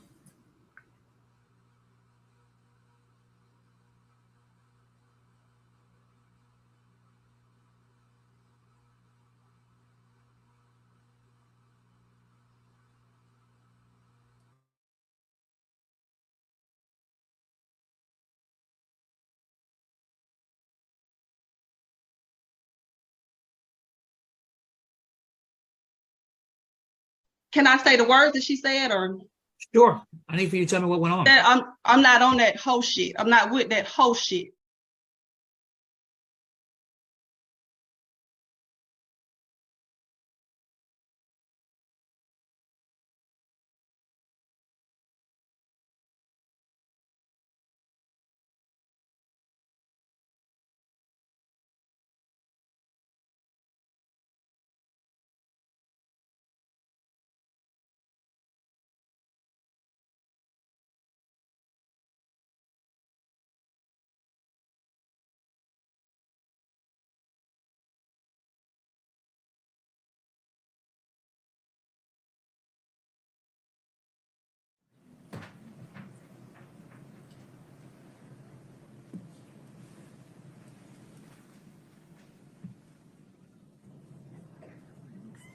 Dr. Ulmer, good morning.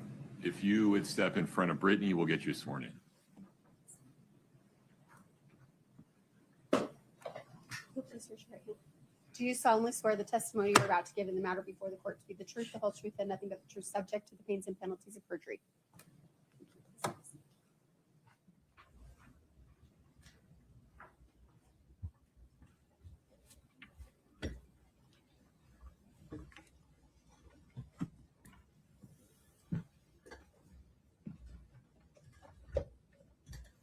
Mind bending the mic down just a little bit. Thank you. Mr. Okay. Burmester. Thank you, Your Honor. Can you please state your full name and spell your last name for the record? Pamela Sue Ulmer, Ulmer. Ms. Ulmer, are you employed? No, I'm retired.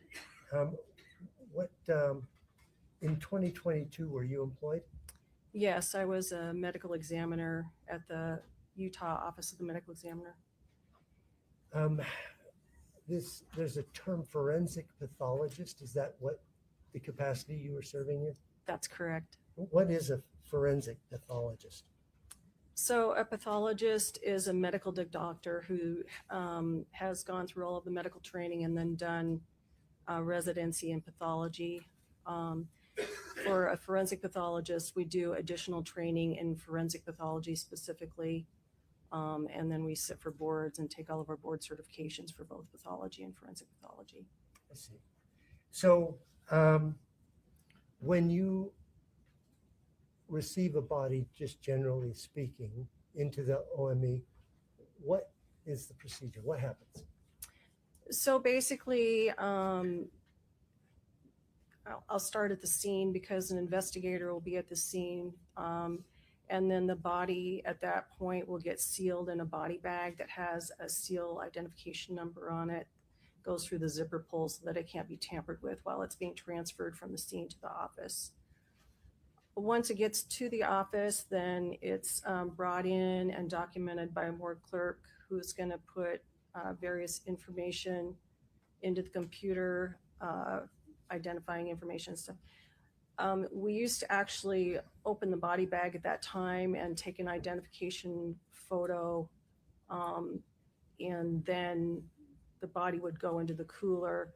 But I believe we changed our policy though, so that at the time that this event was going on, the body bag was still sealed when it went into the cooler, and it wasn't unsealed until we would start the autopsy examination. I see.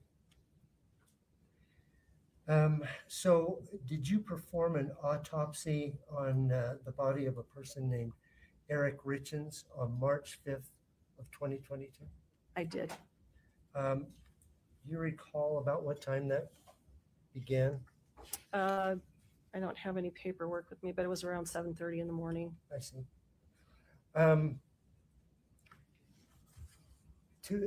You very briefly went into your education. Could you give us a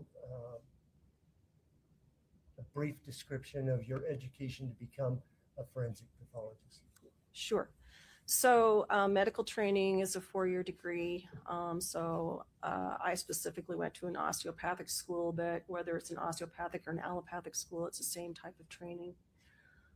So I did my medical school at Des Moines University in Iowa. Then I went on to do my pathology residency training at Creighton University in Omaha, Nebraska.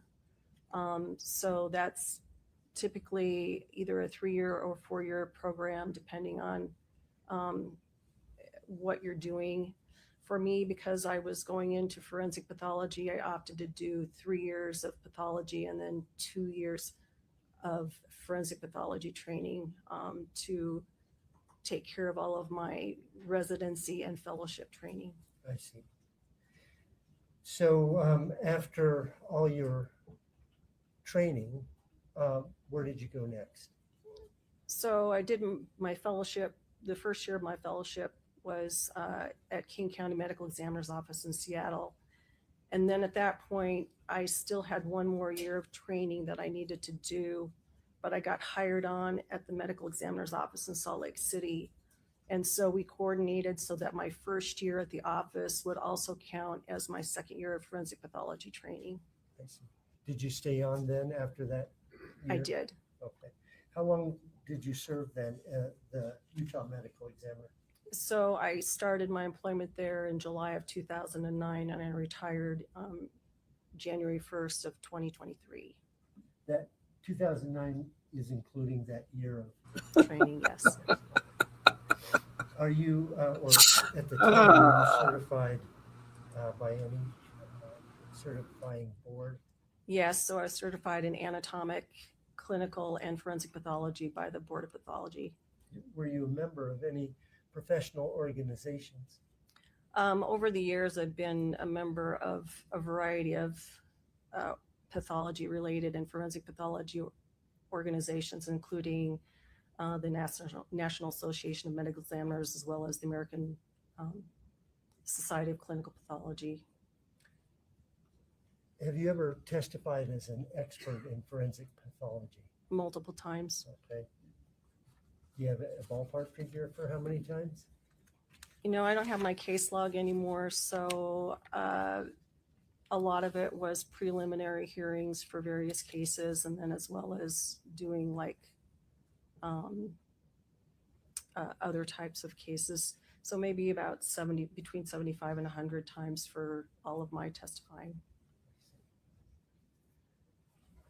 When you do an autopsy, first of all, what is an autopsy, I guess? So it's an external and internal examination of the body. So we're basically looking for why the person died. We do an external examination describing any unique features of the body. In a forensic autopsy, we also describe like the clothing, any identifying features like the color of the eyes, any tattoos, anything like that, because we need to know who the person is as well as why they died. So all of those items get documented. Additionally, any like scars or anything like that to show any prior medical procedures or injuries. Any injuries that they might have sustained, whether it's bruising or gunshot wound or anything like that. And then once all of the external items are documented, then we start on the internal examination. So we'll do a Y-shaped incision on the chest skin gets reflected as well as the fat and muscle. And then we can see the rib cage. The rib cage will get removed. Then we're looking at all of the organs in the chest and abdomen. So those all get examined in the body, and then they're removed and weighed to see if they look normal and whether they're of normal weight or within range of normal weight.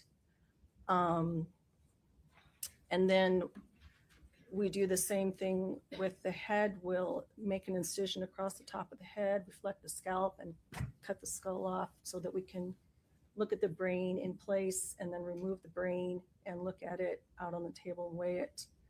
Everything is sliced so that we can make sure there's no natural disease on the inside that would explain why they're dead. Like if a person had a stroke, you might see that in their brain. If they had a heart attack, we might see a blood clot in their heart, or there might be muscle deterioration. So a lot of different things that we can examine and document to explain why the person is dead. We also draw different blood samples, urine sample, gastric contents. We're looking at all of that so that A, we can see what it looks like, and B, so then we can retain it for toxicology purposes. I see. So you go through, it sounds like you go through these methodically, like but system by bodily system. Yes. Okay. Is that the standard in your field? It is. You mentioned also that you take samples, blood, gastric, etc. Do you always analyze those, or is that just by case by case? Some items are case by case. We'll routinely do toxicology analysis on blood and vitreous fluid. So that allows us to screen for common things, and then we can determine whether an expanded panel is needed or other testing. Since this case was during the COVID era, pretty much everybody was getting swabs so that COVID PCR could be done. And then there's other microbiological cultures that might be performed on a case-by-case basis, as well as other types of laboratory testing for, say, like potassium level or something like that. So it depends on why we think the person might have died to answer those questions. Do those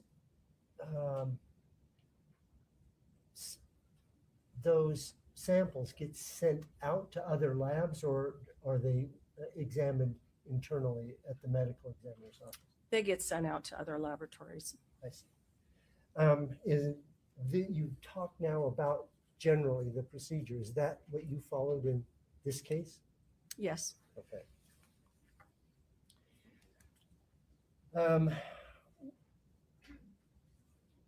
With identification, you mentioned right off the bat is an important thing. Is that what you did in this case? Yes. So obviously at the scene, because he was at his residence, his wife was able to identify him. But we also look at photographic identification, meaning driver's license, and we can compare that to the individual to make sure that they look like their photo. So that's, if it's a case where there's additional identification needed, because maybe we don't know who they are and they don't have any identification with them, then we can do fingerprint analysis, or we have to go further, we can do DNA analysis. But you didn't have to in this case. No. So do you have a worksheet or something that you use as you go along and write information, such as the time, the seal number, and all those things? Yes, there's an autopsy worksheet. Okay. Can I show to the witness States Exhibit 10-4?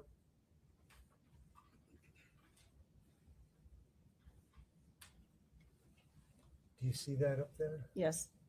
Could you, do you recognize it? So it's a body diagram Okay. showing notes that I made during the autopsy. Okay, and is it a true and accurate copy of that Worksheet? Yes. State would offer States Exhibit 10-4. Yes. No objection. 10-4 is admitted. Would ask to publish that. There you are. Okay, there's one thing I wanted to have you identify.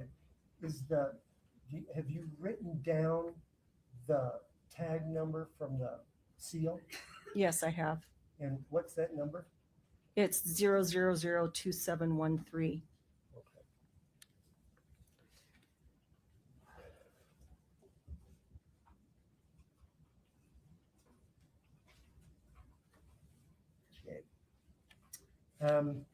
Let's move on then to the external exam. What did you notice or anything? We can take 10. I don't think that 10-4 is necessary. So basically, he had evidence that he had received CPR. He had an endotracheal tube in his mouth. He had needles in both shoulders in order for IV fluid to be submitted. He also had defibrillator pads that were on him. There was really no evidence of injury. EKG pads were also present, and I'm not sure. Okay. Well, was there blood present externally on his face? There was. Can you explain that? So in cases of potential drug overdose, it is not unusual for opiate overdoses specifically to have pulmonary edema. So you've got foaming of the mouth coming from the lungs. And then in addition to that, then when you're receiving CPR and you have that intrathoracic pressure that every time a compression is made, that's contributing to the lung injury. And so it's not unusual to have blood seeping out with that fluid from just the vasculature of the lungs. But in addition, when somebody gets intubated, there's a risk that they might get mouth injury or they might get other injury just when the tube is being inserted. And so with that, every time you're doing a compression, you've got potentially a blood-tinged fluid that's spurting out. Did you see any evidence of injury that contributed to death during your external examination? No. Okay. Let's move on then to your internal examination. What is the first thing that you look at? Well, the first thing I looked at were the ribs. He had rib fractures on the left side, on the front. I believe it was ribs 4 and 5 were fractured, which was most likely from CPR. And then you remove the chest plate and you're looking at the heart and lungs. Well, let's take a look then. Let's go down system by system. Did you lay those out system by system in a report that you subsequently produced? I did. Okay. Cardiovascular system. There's a mention here of 50% occlusion. Could you tell the jury a little bit about what that means? So it just means that he had the beginning stages of coronary artery disease, so that the lumen of the vessels in his heart were thickened. It's usually not thought to be significant until they're at least 75% occluded or more.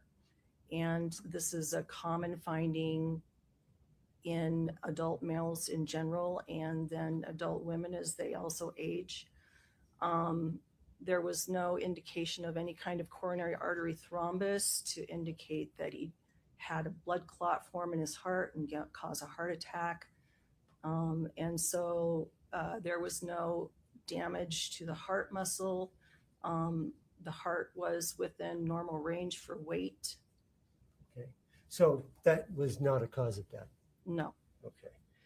Respiratory system, you noted trachea, bronchi, foam present. Correct. I think you've said that was probably from CPR. So it's probably originated from his fentanyl overdose. I see. Okay. CPR can also cause pulmonary edema, but since he had no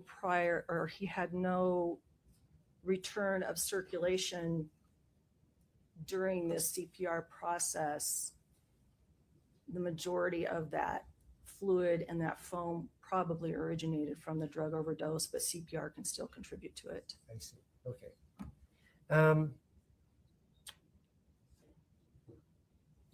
Pleural surface small tan white nodules. Yes. What does that mean?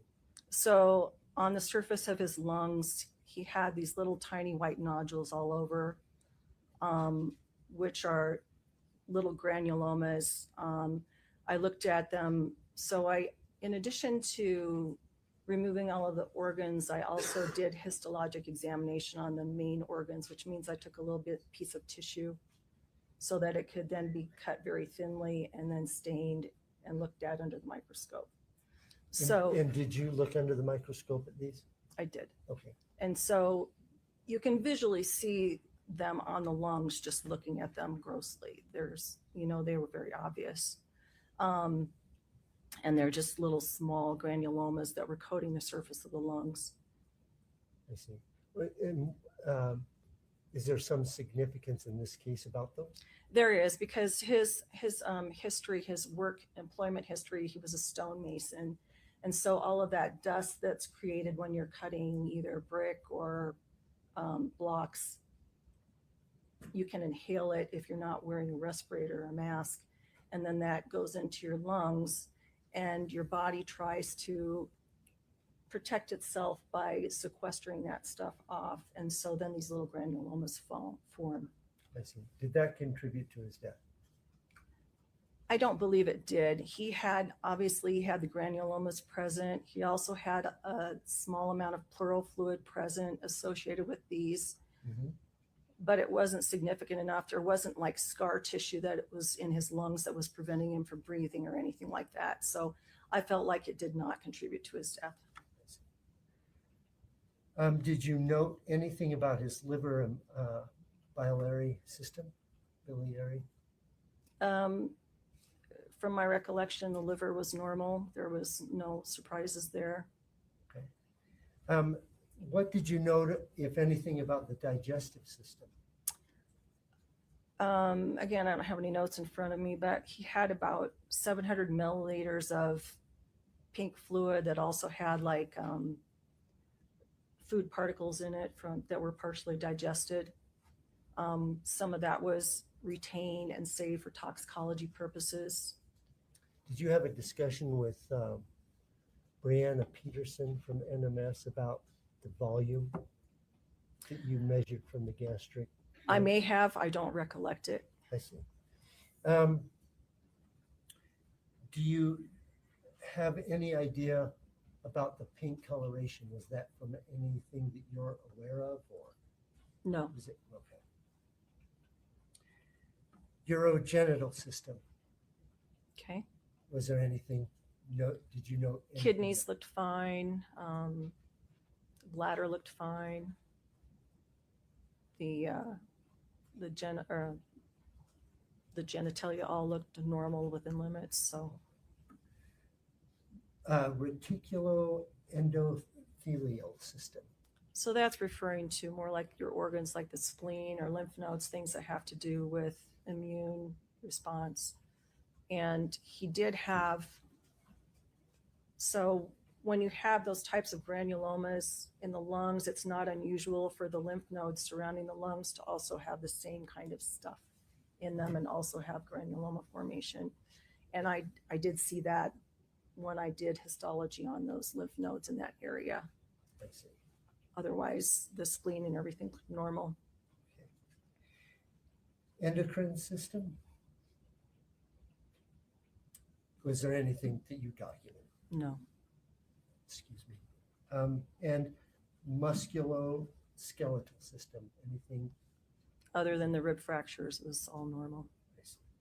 Now, you mentioned you sent some samples out to histology.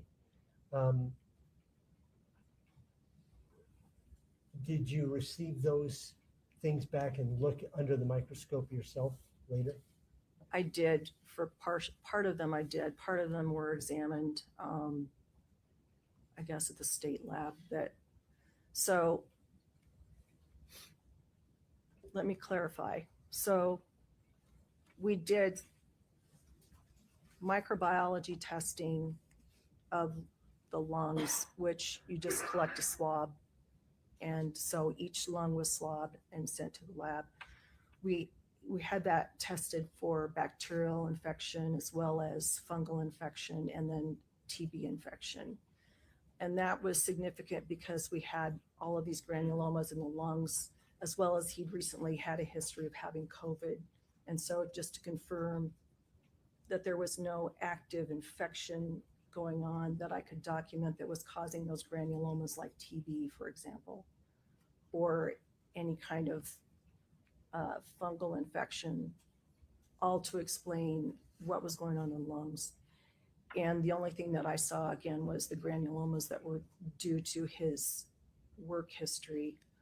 In addition, I did special stains to confirm that there were no fungal elements present and that there were no significant changes to the lung tissue, as well as the heart and the liver and the kidneys. I did see the granulomas in the lungs and those lymph nodes. So absolutely no fungal infection in the lungs? No. And to clarify, that was not by culture, that was only by looking at the stain. Okay. So did you, no, we'll get to that, I guess, in just a minute. I guess with histology, you also sent out liver samples, epiglottis, or was this just part of your internal exam? Maybe I mixed that up. I think I did submit a section of the epiglottis, and I'm not sure whether that was specifically because he had a history of allergies that was reported, and just to confirm that there was no evidence of anaphylaxis. And was there? The tissue was denuded, but I did not see any evidence of histamine release granules that were in the tissue itself. So I can't, it did not appear that anaphylaxis was an issue.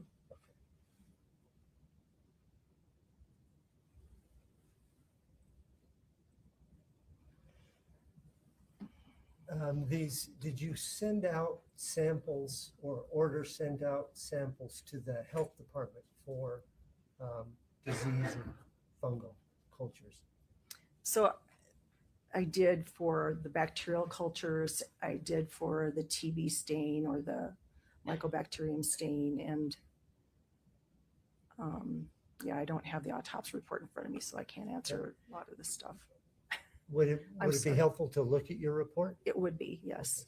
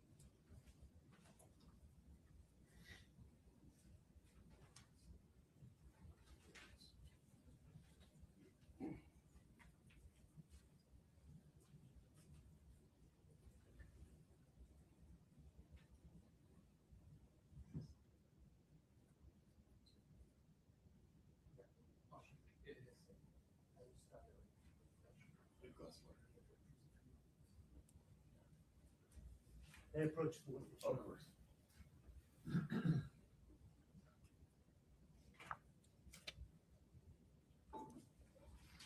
Does that look familiar to you? Yes, this is the report that was generated by myself after the autopsy examination was performed on Mr. Richins.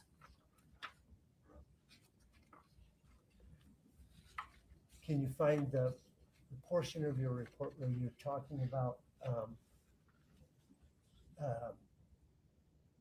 disease, the samples that you sent to the public health lab? So for the public health lab, we did an auramine O stain, which is a special stain that they do looking for acid-fast bacteria, and that's to help rule out tuberculosis, which again would be something that would cause that type of granuloma pattern on the lungs. And that was negative as reported by them because they observed it. I did not look at that particular slide. In addition, we did bacterial cultures, again, on the right and left lung.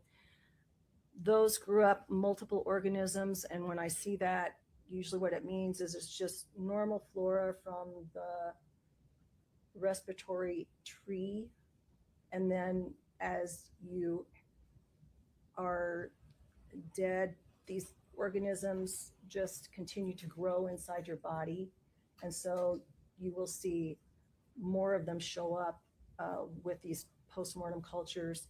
If the person was dead from a specific bacterial infection, say like streptococcal pneumonia or something like that, you should predominantly just see the streptococcal bacteria and not all of this other stuff quite as broadly. So that just looked like postmortem change. And then we did a blood bacterial culture, which also, it came back no growth. And so there was no evidence of any kind of sepsis. The COVID swab for SARS-CoV-2, which is the organism name, that was negative, positive. So he did test positive for COVID. And my understanding is that he had been sick with COVID-like symptoms, more of like a cold, recently prior to his death. But at the time of autopsy, he did not show any evidence of like pneumonia that we would normally see for someone who's dying from COVID. Your Honor, there's a good little portion left. I wanted to know, based on time, if this was, could we break and return to Dr. Ulmer, or would it be? Any objection, Mr. Ramos? No, that everybody would like that. Okay. I need you to sit tight for just a moment, if you don't mind. Folks, let's take a lunch break. We have lunch for you. It's 12:10. Why don't we come back at 12:45? Is that agreeable, counsel? Here's to the state judge. If I may, get up just a little bit more, just give the issue that would go with the expert. No problem. 1 o'clock? I'll take anything. Thank you. Okay. 1 p.m. We'll be back on the record. I appreciate it. Please stand for the jury.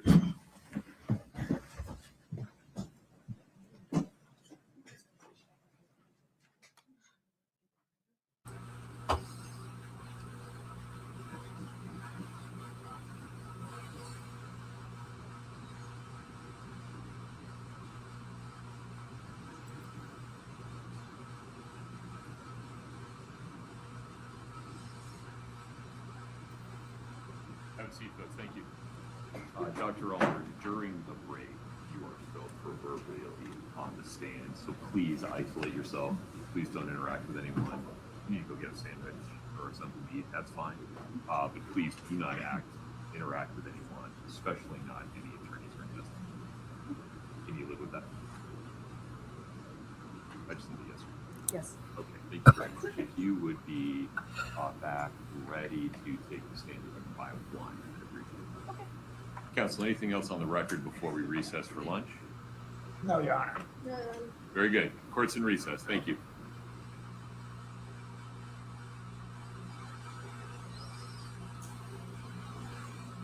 Hey, thank you so much for watching the Kouri Richins trial with us. But I'll tell you what a lot of these trials remind me of, the ones that we cover? It reminds me that the world. What is the thought process? Who chose this guy? Having a great lawyer matters when life throws something at you. And that is where our great partner and sponsor, Morgan & Morgan, comes in, okay? This is a firm with over 1,000 attorneys. You know what?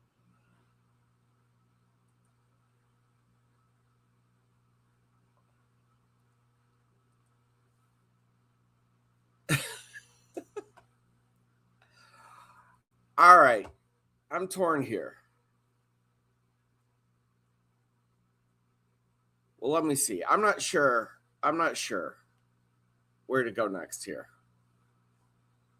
And we got experts this afternoon. I think I'll bag this. As much as I'd like to see Bubbles continue her testimony, I got some stuff I have to do. And since I know it's going to be experts, and it's going to be them, it's going to be all this laying a foundation to prove that water runs downhill.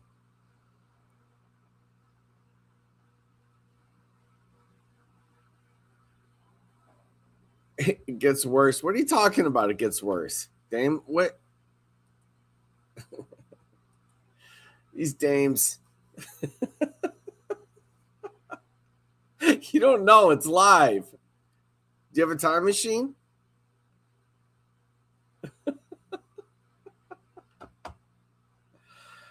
All right.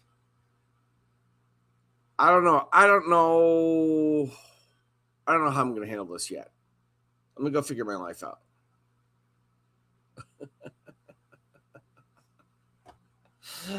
Let me go figure my life out. I think we'll probably skip this afternoon. I'm kind of into the trial, but I just know what this afternoon is. We got Bubbles here doing her thing, and she's gonna be fine, but it's gonna take forever and be boring. In short, this case might heat up, but we need some better witnesses. I hate expert testimony. It's just so boring. The trial's been good, but we're just at a bad spot. So we might just do that. Not to mention the fact that Zach keeps sending me stuff. I might do a different stream. Who knows? In the meantime, if something amazing happens over there and you guys are watching, tell me. We can always turn it back on. I'm going to start looking at witness lists going forward. Ostensibly, this thing's supposed to go for like 4 weeks. I can't imagine how it would go. But I certainly can't just stream every day, all day for 4 weeks. I have stuff I have to do. All right. She's guilty. Thanks for coming out. We'll figure it out. I'll stream something later. This or something else, who knows? But that's the thing with streaming. It's like, I say that and then, then there'll be like, crazy stuff happening. All of a sudden we'll have dancing bears.